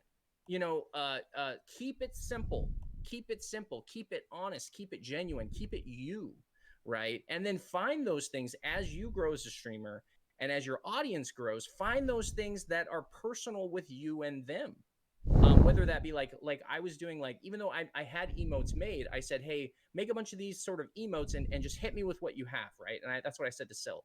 And then once I got this big amount of emotes, I was like, okay, so my community is awesome. They helped me get all these subs and everything like that so we can get emotes. And so I was like, okay, what emotes do you want, right? And so I would let the community basically vote on what emote they wanted. And that was just like little things like that to make them feel engaged and show them that you're thankful to them for all their support. So that's what I would say. I would say avoid those trappings. And then the thing I would say is find a way to engage consistently. Whether that's with, talking about your passions and engaging your viewers' passions, whether it's about like a common interest that you share. And then the other thing that I would say is a schedule. I know this seems like people are like, well, I mean, that seems obvious, but a schedule. I've seen more people in my short time. I've seen more people who start streaming and feel like they have zero growth, but they don't keep a consistent schedule. Like if you have zero viewers Mhm. and you meet a few people who say they're going to show up to your stream, but you don't have a schedule or you're not consistent whenever that schedule is, whether it's like for an hour at the end of your night when you're done working, right? But if you keep that schedule, eventually you're going to have those three people are going to show up and they're going to catch your stream. And then maybe four people, and then maybe five people. And then as they tell other people and you meet other streamers, they'll stop by as well, right? And so if you're not sticking to that schedule or keeping it consistent, um, you may struggle at the very very beginning, even achieving the three average views you need for becoming an affiliate or whatever the case may be. So consistency and schedules. And then the other thing, like I already basically talked about, was engagement, right? Engagement is important before all the overlays, before all the shiny bits and all these things and all those things and the donation buttons and all those sorts of things. Like, you're engaging with your viewers and making sure that they know when they can see your next stream is, and communicating that to them, whether it's that you say that or you put it in your schedule or whatever the case may be. I think those are the two most important things, and I think those are like the foundation of your stream. And so if there's anything that you feel like you need to do to really like find growth, I would say, at least from my perspective, those are going to be your bread and butter. If you focus on those things, you'll find growth. So yeah, that's my bit there. No, I completely agree. What about adding other forms of social media to the mix? Sure. I mean, there's an aspect of that true. I like part of my work is I've done work where I act as like sort of a social media consultant with people, where I basically like businesses in my area or things like that. They're like, how do I get my name out there? Like they're, a lot of times they're older people that aren't as familiar with social media. Um, but social media can be a huge aspect of you growing your brand and bringing viewers together. But keep in mind that just like Twitch is, Twitter, Facebook, Instagram, all of these places are super saturated, right? So I think that they're important things, and I think that the networking that you can do in those places can be very very good to meet other streamers and other communities. Um, but just from my own opinion, I would say don't think that if you're not, especially right out the gate, if you're like, I want to stream, don't think that you have to do all these things. Like I was saying with the overlays, don't feel like, okay, I need to have a Twitter and a Facebook and a YouTube, and I got to make sure I have content, and I got to make sure I have bites, and I got to make sure I have promos, and I got to make sure I've got stingers, and I've got to make sure I've got bumpers, and I've got overlays, and I'm going to share all these things on Twitch, and I'm going live, and you're hitting all those check marks. Like, that's good, and it's a good practice to have as you continue finding growth, right? But right out the gate, you should just be focusing on your experience, making sure that you're enjoying streaming, right? Because like as that initial excitement wears away, and like anything that you do consistently, you're going to find that streaming can be tiring in some ways. Like some people might say, oh, you're sitting in front of a computer playing games, but like I know that me personally in my streams, like I'm constantly trying to engage. I'm constantly coming up with stories. I'm constantly just like trying to talk about stuff and keep that sort of thing going. And so for anyone that's worked like behind a computer or anything like that, where or customer service or anything like, that that can be very very draining, at least mentally, right? Well, and I would say too that I've tried to articulate this before, and I might not have articulated it as well as I intended to, but when you're sitting there streaming, if you're just playing by yourself, you know, yes, you have chat. Yes, Mm-hmm. they're there, they're engaging with you, but like right now we're having a conversation, but this could all boil down to if we've got 10 different streams open, this might be boiled down to one sentence from each of us every 5 minutes or so. I mean, you don't Sure. have, so Sure. you don't have the full on engagement that you would have with somebody in a one on one conversation. Yep. So you do have to continually talk over silence, especially if you're just starting out and stuff like that. And that's Mm-hmm. one of the things that I think is most difficult is, trying to keep talking and engage, people when you're, when people aren't, necessarily responding I've been very blessed that I've had a very active chat, but I've seen people starting out that don't have an active chat, or they have people that swing Yeah. by to say hi and, good luck in your games or whatever if you're playing comp and Overwatch or something, and then they're gone. Yeah. And Yeah. there's nothing wrong with that. I mean, people have um, they have stuff that they have to do outside of this. They might be at work. They might have their own stream that they got to get started.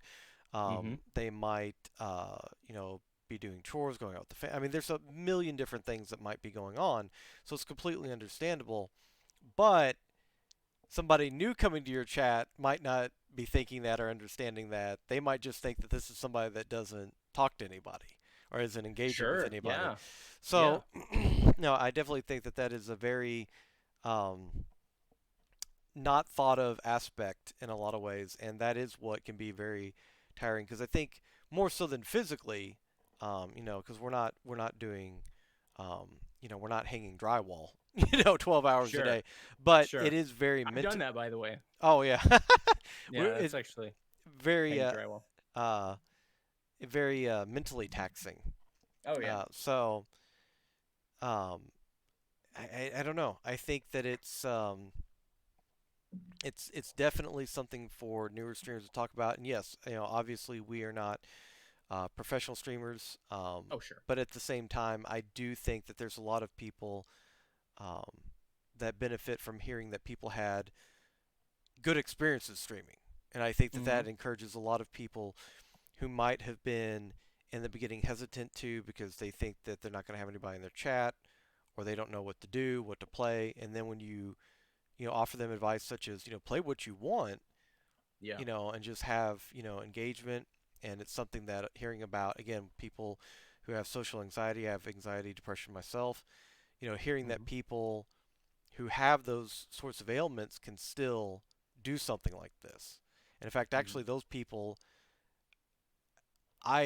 this is again just my complete subjective personal opinion. I believe that a lot of those people, um, I believe a lot of those people uh, really benefit. And I've seen a lot of people grow from that, being able to interact in the form of social media now, especially with live social media, as opposed Yeah. to, just a Facebook post every, day or so.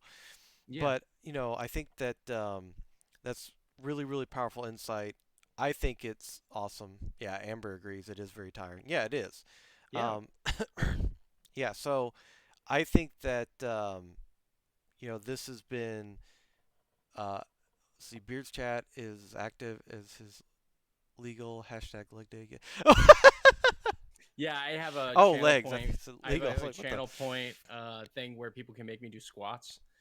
Because I before COVID I worked out a lot, right? So I Right. have this like sort of to Same. me it's objectively funny where I like to pretend to be like a really broy bro, like one of those guys you see at the gym, like kind of meatheady. Right. And so occasionally, when I'll talk like that, I'll always talk about how legs are the most important muscle, because you always see these other content creators that are like, F legs don't matter, and they're like light bulbs. So I was like, what if I go the other way with it? What if, like, to me, it's just legs? That's all that matters. F my arms or my back or my chest. It's all about legs. I'm yeah, I always like to say that they had chicken hawk syndrome, like the little chicken hawk from Yeah. Bug Bunny, or Bugs Yep. Bunny cartoons. And yeah, I actually met a guy one time at the gym. It was one of the first times I went to a gym, and he had one of the powerlifting belts on. And thanks for the host, by the way, Taryn. I appreciate it, buddy. Um, and I swear it looked like the belt was cutting off all the circulation, and it looked like Mr. Mackey from South Park, where it was all the blood was going up top because he was just nothing but upper body. I mean, Holy moly. yeah, I love that description, shaped like a light bulb. But I mean, this Yeah. dude, you know, this dude was I don't know how to describe it. It looked like a watermelon on a toothpick. I mean, he was just kind of balancing on a toothpick. Like, He you're worried he's just gonna fall over from his own upper body weight at any point in time, just like go like, oh, and then just falls or something. Oh yeah, like Yeah. oh great, you can bench 400 pounds. Also, and there you go, Yeah. stability. Um, Yeah. but it's like I can lift 400 pounds, but I can't carry the groceries up the stairs. Uh, it's Right. quite the conundrum. Like, Yeah. Dave fell down again. Just roll him. Like the blueberry girl in Willy Wonka, just out the door he goes. Just roll them. Yeah. Yeah. Yeah, you don't want a That's upside down fantastic. light bulb either. Yeah, well, that's Yeah. true. That's true. No, I'd be fine with that. 55% of your body's muscle is in your legs. So if you think about it, it's okay. Yeah. Um, I have seen some. I'm just messing. I don't know what else to call them, but people that are trying to get like um, I don't know, like the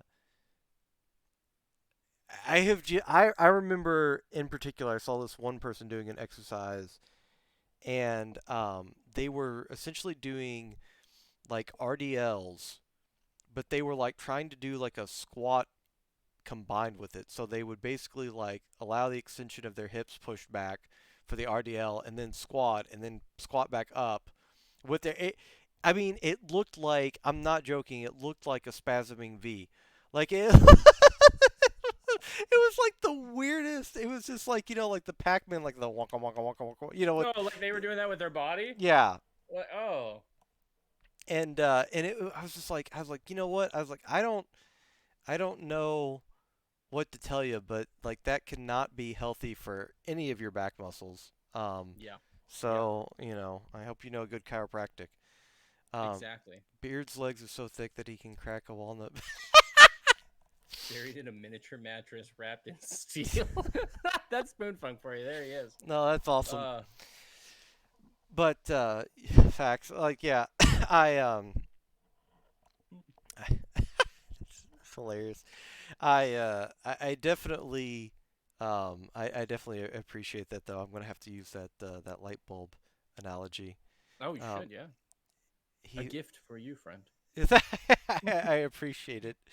Um, and now I'm trying to think of that one YouTuber who does, like, he's famous for doing like the bro science stuff. Like, he makes fun of it. Yeah, Uh, yeah, that's exactly who I was thinking of, yeah, I because can't think of his he always name. talks shits about legs, Yeah, and so I was like, I thought of him and some other people, and I was just like, I should just be very serious about legs. Like, that's all that matters to me.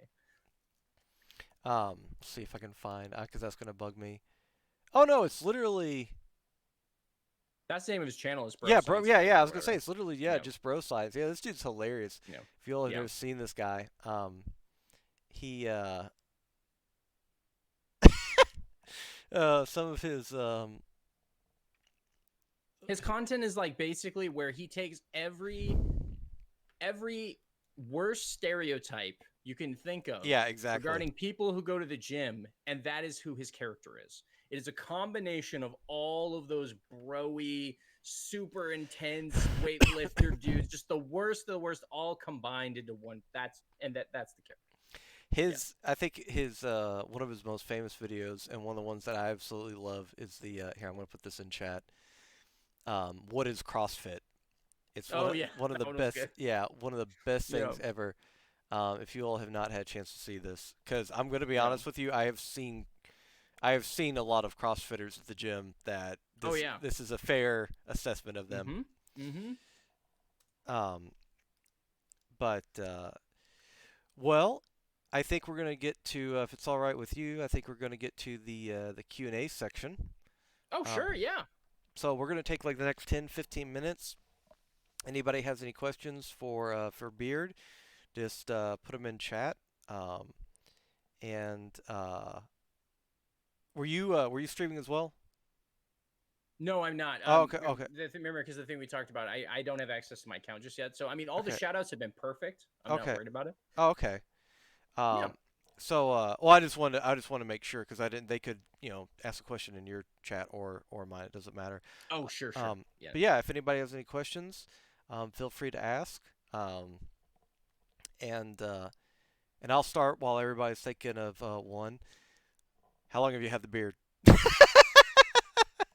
That is an interesting story. You see, I was unable to grow facial hair until I was almost 26, Okay. and so I've only really started growing the beard out for the last few years. And recently, normally I keep it much tighter down, right, to where it's like just enough. No, not like I'm not saying like a chin strap or anything like that, but I mean like normally I don't let it grow as thick. Like you can see down here, it's starting to get thicker, and that's because I'm actually trying to grow it out a little bit more, not too much, but I want to actually grow it out and shape it a bit more. So I'm at this weird phase where it's like not all of it has caught up to that length yet, and so I'm like growing it out and then trimming that stuff for too long and slowly building, on itself, kind of a thing. Yeah, But I've had it for a few years at least. Yeah. it's You're, I was gonna say it's layering. yes, exactly. Like lasagna. Um, let's see here. Beard. What products do you use to get that amazing beard shine? Oh, it's beard oil, my friend. Yes. Beard oil. What is it called? It's I can't think of the brand right off the top of my head. Here, If Water Fairy's here, they can remember it. I think they might remember it. Well, they're one of my wonderful mods from my channel. I think I saw the message earlier. let's The see if beard's not weird; it's maturing. Thank you. the beard's not weird. Thank you, Les Cindy. I appreciate you. Um, I Bulldog, that's the one. Bulldog. It's like an bulldog. all natural. It's like an all natural beard oil, to where it's not a bunch of chemicals or anything. It's like all like natural oils and what are those called? Essential oils and things like Right. that, right? Yeah. If I if I'm remembering correctly. I myself use beard reverence. Oh. So something I got off of Amazon. It comes with like a kit with like a boar bristle brush and all that stuff. So um, yeah. So I use that and laziness, and that's how I I get the beard. Yeah, my beard is weird, right? Because I know you can probably see it here, but like my actual hair on the top of my head is like this dark brown. It almost used to be black, but for some reason, and I think it's because my mom's side of the family, my beard, if you notice, is actually naturally red. Like Hmm. it has this red in it, um, and blonde and stuff like that. So yeah, it's hard. Like I'm trying to grow it out. I've thought about coloring it maybe or something like that, but I kind of like the red. But at the same time, it's like I know my beard would be thicker if I Right. actually, colored it or something. I No, don't no, know. no, no. Keep the red, cause I got Yeah, some red too, and then I got that's true. That's true. blonde hair. The funny thing is, when I get out in the sun, my hair on my scalp bleaches, and my beard doesn't. So I've got a red Hmm. beard and white hair, and then I look like a lobster. I look like a candy cane is what I look like. Like I can't. I look like it's That's so great. Christmas. You know, it's like yawn. It's August. Yeah, Yeah, but it's Christmas. but it's Christmas. Yeah. Um, let's see here. Beard, when setting goals for your stream, do you prefer to reach for stars or do you prefer the incremental goals for growth? So, wait, say that one more time. Beard, when setting goals for your stream, do you prefer to reach for the stars or do you prefer the incremental goals for growth?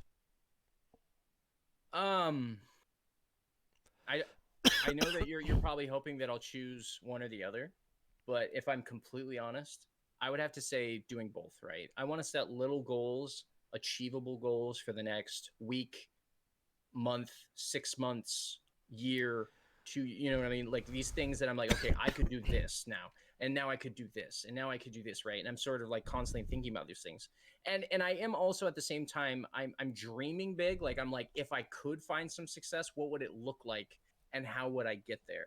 And so I hope for the best. I hope that I continue growing. I hope that one day I'll achieve my dreams of, becoming a bigger streamer. But I also understand that, it may not happen. It may not happen for me, or it may not happen for everyone. Um, but I still am driven because I'm even if I never become a huge streamer, I still want to do the best that I can do. I still Right. want to make sure that my viewers are having fun. I still want to put on a good show in a sense, right? And I'm always going to be pushing myself to try and do that more and more and more, no matter how many viewers I have, right? So yeah, it's kind of both, right? I do dream big, but at the same time, I have that sort of realist aspect where I'm like, that may not happen.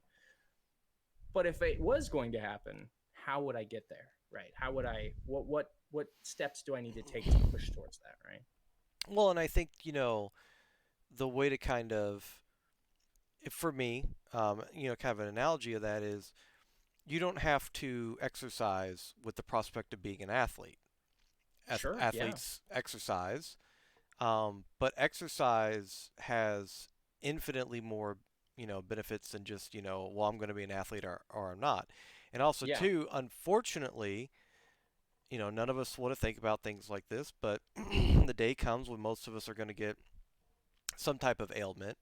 It's unfortunately just a part of life, Mm-hmm. but it is scientifically proven that, the healthier you are, even if it's something you might have that's, lifelong, chronic, um, you know, being, you know, a stable weight, eating right, all that stuff, it still helps with that. Mm-hmm. Mm-hmm. So, just it's kind of one of those things where you're preparing for kind of the best case scenario, but as I always say, there is no worst case scenario in streaming. The You either, become the next ninja or professional streamer, or you have you're still able to create an awesome community of Mm-hmm. amazing people that you have a connection with, Yeah. and and that's, and you get, you know or can have lifelong friendships from that, and that has, the possibility to carry, way past streaming, and you don't have to look at it as all or nothing, you know Yeah. zero sum game. You don't have to Yeah. look at it like that. So yeah, I know, I agree with you. I think it's good to be pragmatic, but it's also good to develop the mentality, I'm going to try my best Yeah. regardless, because Yeah. you're never going to, I don't think in any capacity you're going to do bad in life if you always try your best. This is my personal opinion. I think giving it your We're all. Maybe yeah. maybe aside Oh, from, go ahead. like, I was gonna say, maybe, aside from, like, a cake eating contest, like Oh, just, sure. just dropping, dead Yeah. from, like, too much Yeah. sugar intake or something, he Mm-hmm. said try my best, just, keels over in a bunny suit. Yeah. um but yeah, oh, sorry, yeah, I was waiting for him to say the cake is not a lie. But what were you gonna say? I'm sorry. Oh no, I was just basically gonna sort of say the same thing. I kind of lost my train of thought here for a second. Hold on. What were we talking? Just to say that part that you just said, and maybe I'll remember. About being There's a fat and specific. eating cake, or No, no, right before that. Right before that. oh Sorry. yeah, no, I was gonna say there is no worst case scenario with streaming. You, Oh yeah, yeah, yeah, um you know you are either going to make it as a streamer, or you're still going to have the capability of making amazing friendships that, hmm last you a lifetime. yeah, So I think doing your best, what I was just saying is doing your best, being pragmatic but doing your best, I think is a very good mindset to go into. yeah, yeah. And that's exactly what I was gonna say. Is that for me the thing that I forgot and I remembered now, was that I don't want to look back years in the future because I've had situations like this happen in my life where like I had an opportunity to do something, and then at the last second I got anxiety, or I was afraid of failure, and I gave up, right? And I was like, well, I'd rather not have that chance of failing, right?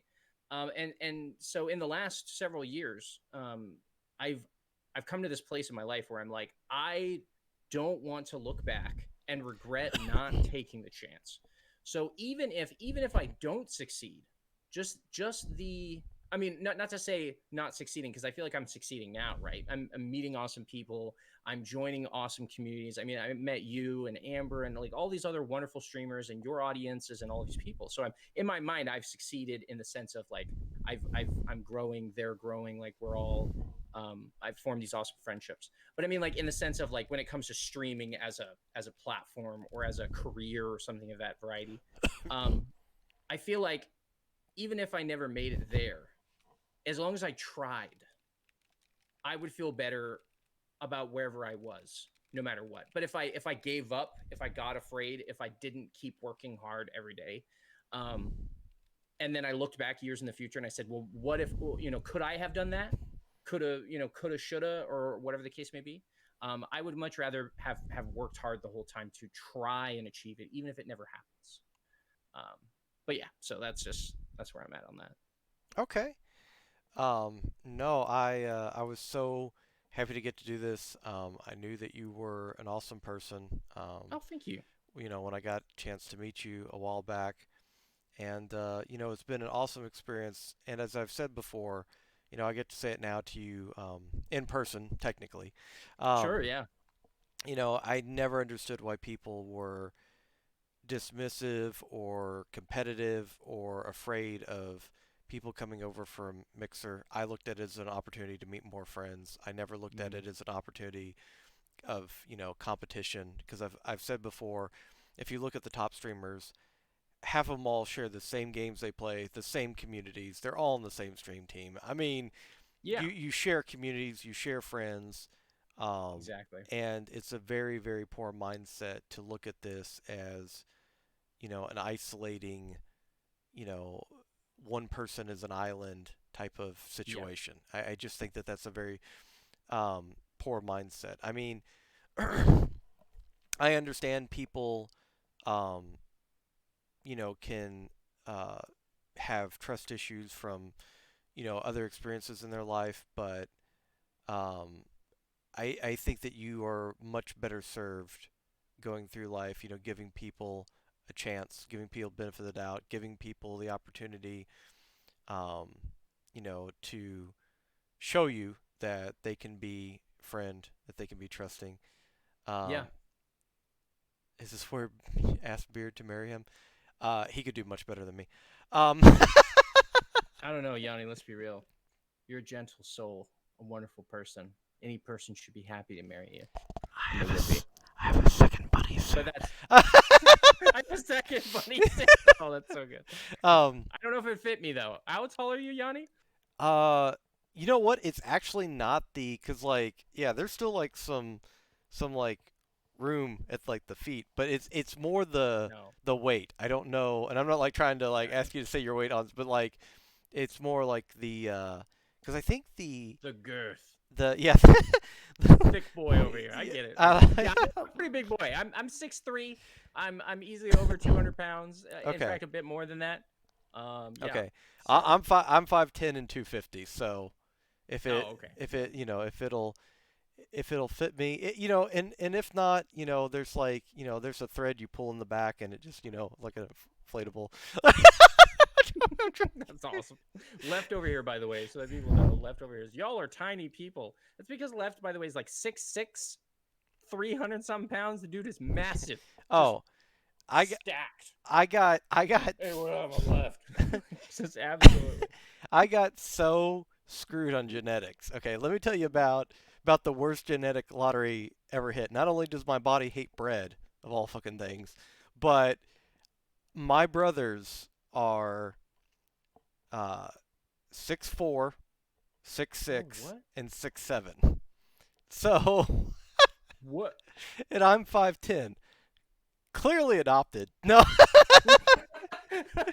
You you know, just have you have one of those conversations with your family every year. You're like, is this the year where you're going to admit to me? yeah. Are you What going to tell me the where did you the bad thing is we can't, like we can't even say that like it's that I'm adopted because we all look identical. So like clearly there's Oh, like okay. there's an actual at least you can grow a badass beard. So can they. That's You know, true though. That's true. they can grow a badass beard, and they don't sound like a chipmunk on helium. So it's it's just all around it's just not a good. I didn't win, you know. And I always Your voice isn't that high though. oh my I laugh don't think is so. um Oh, I mean, yeah what can you do? Your laugh, like proof. everybody's laugh is different, you know. But I always joke because my mom didn't know she was pregnant for a while, and she's like, yeah, I just didn't feel like eating much. I was just like eating a pack of M&Ms a day. I was like, Mom, malnutrition. Like I could have been 6 feet. Damn you, Nestle or whoever owns M&Ms. Should I have don't. more protein. Yeah. Yeah, or whatever. Yeah, It's okay. Beard's legs are proof of his. it's true. Nothing is that soft. Oh my god. Spoon funk over here. Love Yeah. it. I don't know who I would trust in Among Us. No, you should trust no one. Yeah, trust no one. Trust no one, especially if you're a survivor. If you're a survivor, trust no one. If you're an infected, probably don't trust the other infected because they might Sell you. blame you, sell you out. Yeah. Um, I all right. Well, we are definitely going to have to play that game sometime because it That'd sounds be like a lot great. lot of Yeah. fun. Um, Yeah. with that being said, we have almost hit the 2 hour mark, so we are going to wrap things up here. If there was any thoughts as we're going out, if you want to say something or address something that we didn't get to, more than welcome to do so. And I oh, sure, go ahead. I want to say one thing. Well, it's two things very quickly. First off, I want to say thank you to everybody that showed up tonight. Thank you to Yanni's audience. Thank you to those from my stream. Thank you so much for just being here. You're all awesome. And the second thing I want to say, because this is actually the first time that I've actually been able to have a voice conversation with Yanni, even though it was a little while ago, I want to say to you, Yanni, happy birthday, friend. Happy Uh, belated birthday. I appreciate it, brother. I hope your birthday was awesome. And yeah, No, it I was was. really glad I was able to be there for part of your birthday stream before I ended up having to go off and do stuff. But yeah, As I said before, I had posted this on Twitter, and that's not a promotion of my Twitter. That's to say that I put it on there originally. But for quite a while, I was just meandering through life. I didn't really know what I wanted to do. I was doing journalism, writing for magazines, and I was working for a college, but it wasn't anything that I saw as a long-term occupation. okay, And I wanted to get into comic books, and that didn't necessarily pan out. I will say um, that the last time it didn't pan out was completely my fault. I was just so burnt out dealing with artists over the years that couldn't follow through. Um, that when it came to the last artist I worked with, it was more that I was burnt out. But with that being said, I didn't really know, and I don't mean this in the most depressive state, but I just really didn't have a purpose that I felt I could, um, really see myself doing, or really, where I was going to go in life, which is not a fun place to be in your late 20s, yeah, getting into yeah, your early 30s. And then, I got to come to streaming and meet people through Twitch, and for the first time in probably close to a decade, I know what I want to do, and I feel like I have a purpose again. So that's thanks to you all. So you included, and the awesome people that I've gotten a chance to meet. So don't just think that I know that people have been very, very kind and said that I've helped them through some stuff. You all help the streamer. I promise you. As much as you enjoy the streamer, and it might be a brevity from a stressful day you're having, you're also a breath of fresh air for the streamer in the stressful day that they're probably having too. Um, so I would definitely encourage you all. Uh, why do you have? Bro, why do you have a random roll of paper towels on the floor in front of your door? Oh, 'cause that rolled in there from the bathroom. So that must have happened during the interview. I'm going to have to go back and clip that. For those of you that don't know, and I'm going to bring this up, and maybe Yanni doesn't want me to. I know he's trying to bring us to a close here. I just want to say it real No, quick. go ahead. I know that we can't do ladder emote, but I feel like Ladder needs to return as a guest host at Is some it? point. Yeah, just one day randomly during your stream, could you please just bring the ladder in and place it Is like there? where's Waldo in the frame? You know? I'll 100% do that. I'll do a Yeah, ladder reward, like a yeah, 10K that would be ladder reward, great. Yeah. because I gotta go. So for those that don't know, what happened was Yanni was having some work done in their room where they stream from, and their ladder was there, and all of us loved the ladder, and we started like spending points to try and get Yanni to move the ladder, and it became this big meme in his community. Or at least I felt like it was a big meme. Other people might have been like, "That's not as big of a meme as you thought it was, Beard," but I thought it was hilarious. Okay, the ladder was my favorite part. Well, I, I mean, Yanni's great, but ladder. I'm looking up right now if there's such a thing as like a ladder costume. There's got to A be like, ladder costume. there's got to be like something that you can like wear. It's probably like super dangerous actually, because like you go to Yeah. sit down and just slam a ladder on your chin and knock yourself out. Like, hi Oh, guys, just jeez. plop into the chair, knock yourself out, and Yeah, there's I the end of the know. stream. It was there from the start, by the way. I still miss ladder. I changed my name, by the way. Yeah. Plus, you get you don't know. I don't know if you're superstitious, but if you have that ladder over you, bad luck Oh, maybe. Like I don't oh know. yeah. So wait, did the ladder change into the paper towel roll? I don't know. I'd like to think that if there was like a shapeshifter living in my house, Hmm. he had something more cool to change into than like the furniture from what's that game, Witch or whatever, the Witches or Yeah. whatever. Yeah, like all of a sudden that paper towel is gonna like roll behind me and change into like the TV. Like, oh, Hmm. I have two TVs. Like, this is not a. You think that this is a bad thing? This is a net positive. Yanni, Yanni, can I just point something out to you real quick? I was watching your cam there, Oh and while god. you were speaking and you talked about the paper towel moving, I in fact saw the paper towel move. Well, You just be careful. Get that paper towel out of your space. It's coming for you. Assassin. smooth jazz. Exactly. uh, paper towel rolls up. The last thing Yeah. you see before my screen is getting wrapped up. Yeah. You I'm, see a ladder appear somehow with arms and a blade. you And then Yanni's screen goes black. We're like, what? googly eyes. You just hear a voice that says, "I'm the brawny man now." So, quick beard, some of your Next links. time we see Yanni stream, it's just a ladder with a rabbit suit on it. Like, I'm Yanni. And it just types in chat. Like, wait, how are you doing any of this? What is even happening? Um, Yeah. he's like, you guys want to play Among Us? Like, we're just voting you. We already know it's you. It doesn't matter. You're freaking Yeah. inanimate object now Oh, talking. Like, jeez. you're just automatically voted. Yeah. Um, but all right. Well, this has been such a fun, awesome time, and hopefully we can do this again in the future. As always, as we're doing the outros and stuff, though, I'm going to let the guest pick who we raid. Yeah, let's do that. Who's streaming right now?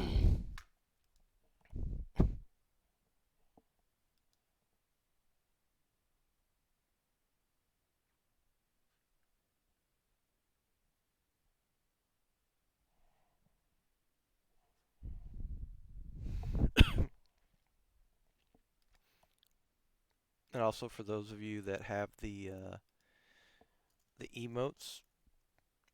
Oh,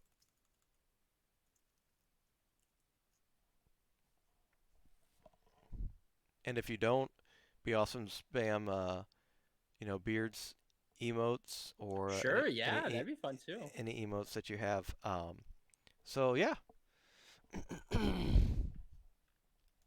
Did you find someone to raid, or are we still waiting? No, no, no. You're the guest. Yeah. No, no, no. I was gonna let you pick. Oh, I don't. None of my people are on right now. Other than you. Um, so if people in the audience have a suggestion, or if you have one, Yanni, I'm totally fine with paying that love forward, and we just go raid one of your friends or something like that. Okay. Well,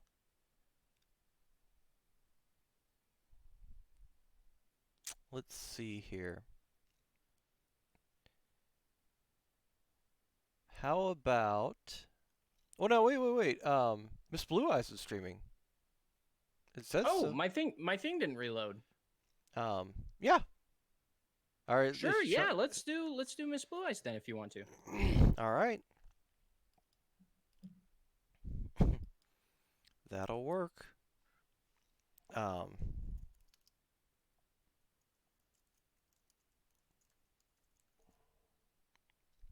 Then. Oh, I was gonna say. Let me make sure I spell this right. All right, everybody. As always, um, thank you all so much for being here. Thanks to Beard for joining us. As always, you all are amazing. I appreciate you all showing up, not just for me, but it's always awesome for the guest to have people in chat, have chat being interactive. Because interviews, even if they've done them before, even if it's the first time, doesn't matter. It can be a stressful thing. So it's always awesome to have community support and you awesome people in chat. Just being there and being your loving, awesome selves and being supportive. So thank you all so much for being in chat. Again, thank you, Beard. We will pick up on Tuesday, taking tomorrow off. And I've already got 10 more people booked for September, so we're booking up through September already. And we got August pretty much booked up too. So with that being said, much love to everybody. You all are awesome. Thank you so much for the follows. Thank you so much for the gifted subs. Love you all. We'll see you all on Tuesday. And love you all.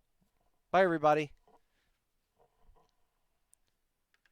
And then we'll wait just a second because like I said, it's on a delay.